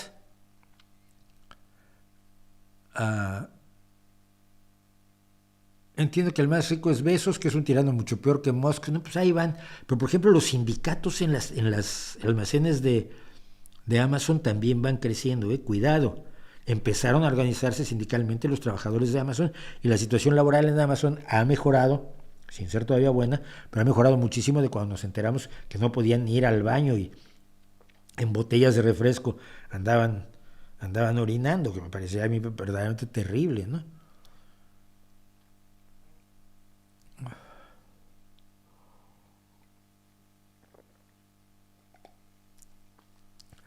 Aquí en México le hubieran salido ofertas de empresas que le garantizan no tener sindicato o mecánicos que firman que no quieren sindicato. Sí, pero es una cuestión de costumbre. En Estados Unidos la lucha contra los sindicatos es feroz. Hay empresas dedicadas a impedir que se sindicalicen los trabajadores. Yo he leído mucho material, curiosamente, de este tipo de organizaciones. Bueno, acercándose el fin de nuestro tiempo, sí quiero hablar de la violencia en México porque hubo dos cosas que me han molestado muy especialmente. La primera fue la siguiente: unos chicos jóvenes, estudiantes de medicina, por cierto, fueron asesinados en México, en la ciudad que se llama Celaya, Guanajuato.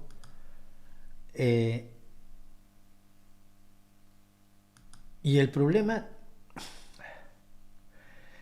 es que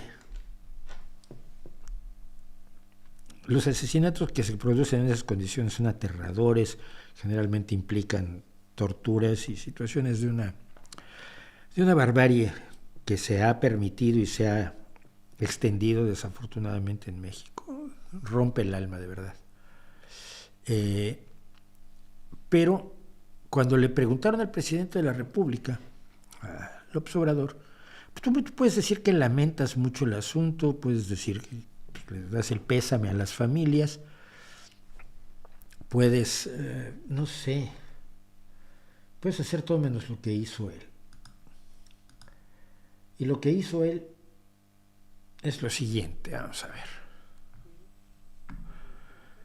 Luego, en medio hay un corte y luego viene lo que dijo la candidata del partido oficial, Claudia Sheinbaum, respecto de lo mismo.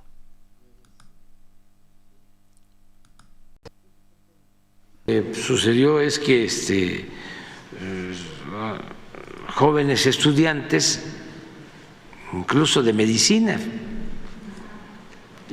fueron a unas fiestas a Querétaro y de regreso pasaron, creo que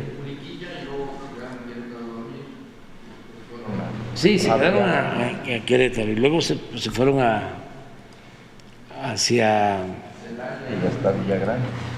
Villagrán, y en algún lugar de esto pasaron. Esto es todavía hipotético, todavía no se tiene toda la investigación, se está investigando. Pasaron a algún lugar supuestamente para la adquisición de droga y ahí los asesinaron. Yo digo que esto está ocurriendo en Tierra 2. Y voy a explicar por qué. Porque es un mundo distinto del mundo en el que vivimos los seres humanos normales. Seres humanos como usted y como yo en general, ¿no? Es un mundo donde, como todo existe para impugnar al presidente López Obrador, porque todo son sus enemigos, son sus adversarios que no lo quieren, entonces todo lo hacen para perjudicarlo, tiene que demostrar que su gobierno no tiene ninguna responsabilidad, por ejemplo, en el brutal aumento de la violencia en México o del mantenimiento de la violencia en México, que es culpa de los víctimas. Y en este caso, no hay ningún indicio, hasta este momento, de que estos 5 chicos, estudiantes de medicina, hayan ido a comprar droga en ningún lado. Las familias de estos chicos han hecho los estudios toxicológicos forenses en los cuerpos de las 5 víctimas y no tienen rastros de drogas, es decir, no hay ninguna indicación de que fueran siquiera consumidores, aunque obviamente si las habían ido a comprar allí, pues, no tenían por qué haberlas consumido de inmediato, pero sí pero no hay ningún indicio, pues, de que esto sea así. Sin embargo, el presidente de México los acusa, porque se le ocurrió en ese momento que habían ido a comprar drogas. Es absolutamente aterrador. Y más aterrador es que le siga el apunte su presunta sucesora. Que han disminuido los homicidios en México, pero tenemos que seguir trabajando para que no ocurra, y menos por un asunto de adquisición de estupefacientes, de droga. Guanajuato es la entidad con mayor consumo. Guanajuato es una entidad con consumo de drogas, con el mayor consumo de drogas, y por tanto la culpa debe ser de los 5 jóvenes que han sido asesinados. Usted puede estar, por supuesto, ser defensor de la Cuarta Transformación, como le gusta llamar a su régimen López Obrador. Usted puede ser un defensor de López Obrador, pero usted no puede ser racional y admitir esto, y permitir esto, y no decir esto es una injusticia y una barbaridad que revictimiza a víctimas que son solo 5 de las decenas de miles de víctimas que se siguen produciendo en México. Luego hubo otro caso que se dio y que es el siguiente. Un grupo de delincuentes se presentó en un poblado que se llama Texcaltitlán a cobrar el soborno, la extorsión que le cobran a los pobladores todas las semanas.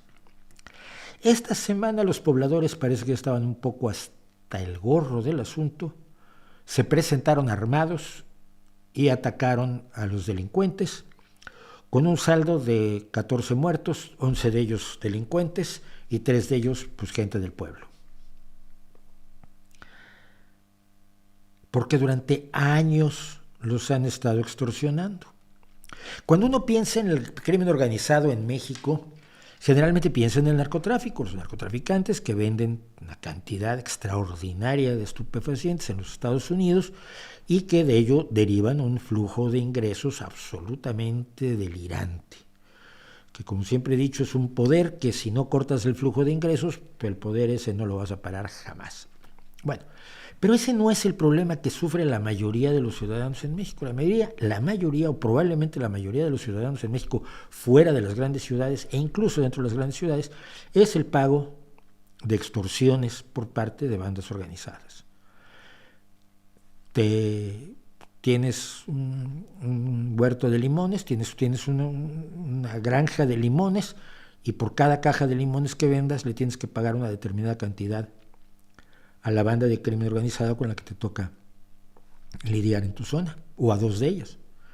Si vendes aguacate es lo mismo. El precio del aguacate subió a nivel mundial cuando subieron las extorsiones para los productores de aguacate.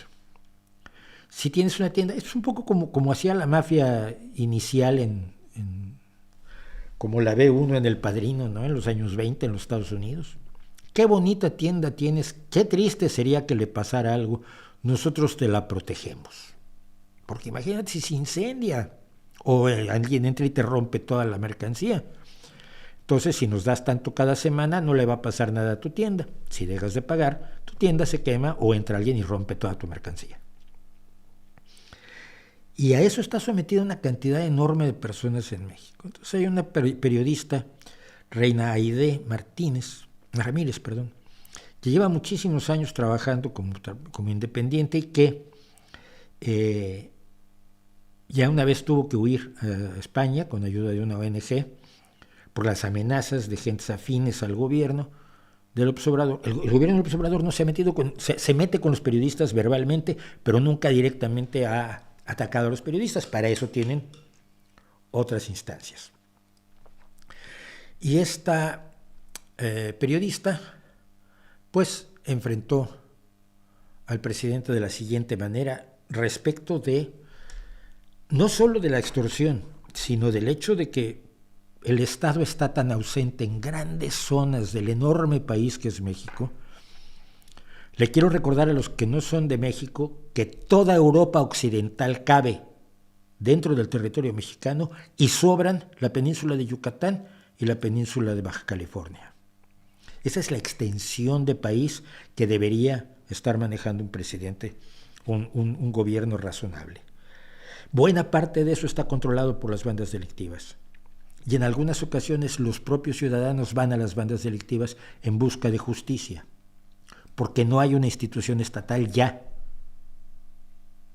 Ni alcaldes, ni policías, ni jueces, ni fiscales, ni nadie que atienda a grandes sectores de la población. Pues lo que sucedió es que No, perdón.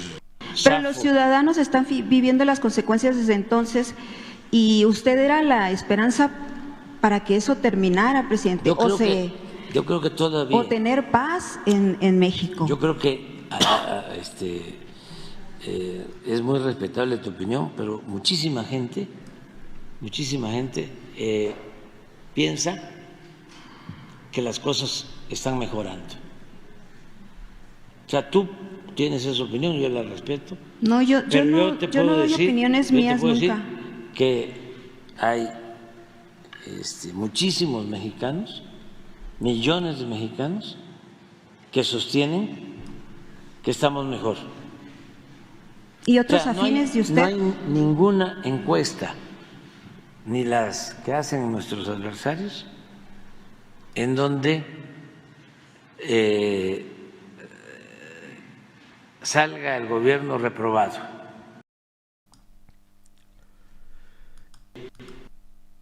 Esto es Tierra 2.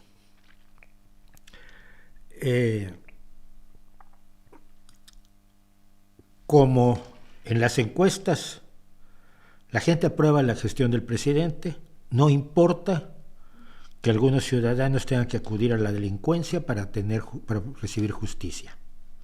No importa que haya extorsiones, no importa que haya asesinatos. Lo que importa es que no hay una sola encuesta en la que el presidente salga reprobado. No voy a discutir si eso pasa o no, probablemente pasa. Pero, ¿qué relación tiene una cosa con la otra? Porque lo único que le interesa a López Obrador es eso, su imagen. O sea, acuden a la delincuencia para que les hagan justicia, porque ¿dónde está el Estado, presidente, para garantizar la seguridad de los mexicanos? Ya no, es así como tú lo dices y ya no pega ese cuestionamiento. Por lo menos en Sonora sí. No, en ningún lado. Yo siempre ando recorriendo el país. ¿Usted tiene conocimiento de eso? ¿De que los ciudadanos acuden a la delincuencia para que les hagan justicia? No. ¿Como autoridades judiciales? No. Ellos deben de saber. Si alguno sabe. No. ¿El general? Que no, y a mí la gente me dice todo. No.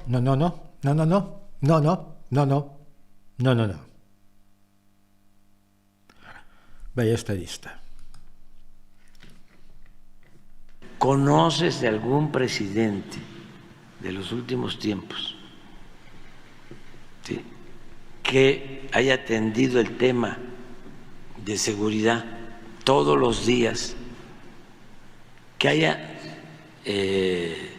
recibido de lunes a viernes, de 6 a 7 de la mañana, el reporte de lo sucedido en las últimas 24 horas en el país? ¿Conoces a alguien, algún presidente? No, yo no vi a los que a mí me tocó cuando yo 30 años de ser reportera, ninguno hablaba de que se reunieran. Había reuniones, sí, y así, bueno, el peor fue el de Calderón, eso sí lo sabemos, pero no que hayan... Entonces, pero ¿de qué les sirve a los ciudadanos que ustedes se reúnan todos los días si vemos lo de Tezcatitlán, si vemos lo de Guerrero, si vemos lo que está pasando en Sonora? Pero si no nos reuniésemos todos los días... ¿Estaría peor el país? Sí, sí. Esto a mí me parece lo más fantástico del universo. Efectivamente, López Obrador tiene una reunión todos los días de 6 a 7 de la mañana donde le informan del asunto de seguridad. La situación de la seguridad en México no ha mejorado en lo más mínimo, pero ahora nos aseguran que si no se reunieran para que le dieran el informe de seguridad, que no ha servido para nada, las cosas estarían peor. Vuelvo a preguntar, y no me voy a cansar de preguntarlo. Mis amigos, la gente de izquierda que durante muchos años lucharon por defender la ciudadanía, especialmente a los más pobres, porque extorsionan más a los pequeños productores y a los pequeños comerciantes que a los grandes comerciantes y a los grandes productores, que tienen la posibilidad incluso de contratar seguridad privada. Esa gente que luchaba, se supone, por los más desprotegidos, ¿cómo está ahora del lado de quien los desprotege? A mí me lo pueden explicar, estaría encantado que me lo explicaran, pero ya no me cruzo casi con nadie de los que manejan esto, lo siento muchísimo. Bueno, vídeos del estudio de América Central, lo intentaremos. Joe Fresco, el proyecto Venus, una chorrada absoluta. Joe Fresco era un utopista que se unió a un sujeto que tocaba la marimba. Me acuerdo ahora de su nombre, pero esto fue hace mucho tiempo. Entonces hicieron la película Zeitgeist, porque él iba a hacer un movimiento mundial que iba a encabezar el marimbista, no Joe Fresco. Jack Fresco, no era Joe, era Jack Fresco. El marimbista iba a ser el líder de un asunto mundial y embarcaron a mucha gente con un pseudo documental que se llama Zeitgeist, absolutamente lleno de mentiras, falsedades y medias verdades. No tiene mayor relevancia ya a estas alturas, pero sí las tuvo en un momento dado. Yo viví en Vancouver un tiempo y justamente en esto me fijé del barrio, todo estaba cerca, tenía panadería, verdulería, abarrotes, licores, restaurantes, todo en más de 5 cuadras de un lado a otro. Ay, qué bonito vivir en Vancouver, A mí me encanta, es de las ciudades que más me han encantado. Supernenas, curiosidad por el libro de fondo. Sí, a ver, bueno, pues vamos a hacernos publicidad. Porque hoy la editora de No por Dios quedó conmigo de que vamos a reeditar, hacer una edición corregida y aumentada de No por Dios y algún otro libro. Pero esto es algo que escribí hace algunos años, después de No por Dios, por cierto. Se llama De Tom y Jerry a las Supernenas, la aventura de Hanna-Barbera. Y es mi historia de los estudios Hanna-Barbera, desde que Hanna y Barbera hicieron Tom y Jerry, hasta que ellos ya se habían retirado, pero las supernenas o las chicas superpoderosas, como se llamaron, creo que en México, y cambiaban de nombre en cada lugar, fueron la última serie de dibujos animados que oficialmente llevó el nombre de Hanna-Barbera, y por eso es De Tom y Jerry a las Supernenas, la historia, la aventura de Hanna-Barbera, un estudio que a mí me gustó muchísimo, y siempre me quedé con ganas de luego hacer el otro libro sobre la Warner, pero ya nunca hubo oportunidad. Bueno, muchísimas gracias por acompañarme, muchísimas gracias por estar conmigo, muchísimas gracias por aguantarme. Hay 245 personas, que se dice pronto, pero son muchísimas. Nos vemos la próxima semana aquí. Nos vemos el miércoles con nuestro video de A Fondo. Por favor, inviten a la gente a que vean el de Feng Shui, a ver si aumentamos la los números que tenemos hasta ahora, y nos vemos el jueves aquí la próxima semana, porque yo no veo que tenga que descansar en Navidad, aunque probablemente lo haga una semana, ya se los diré. Entre tanto, nos vemos el próximo jueves, y por supuesto, como siempre, ahí les dejo mi reputación para que la hagan pedazos.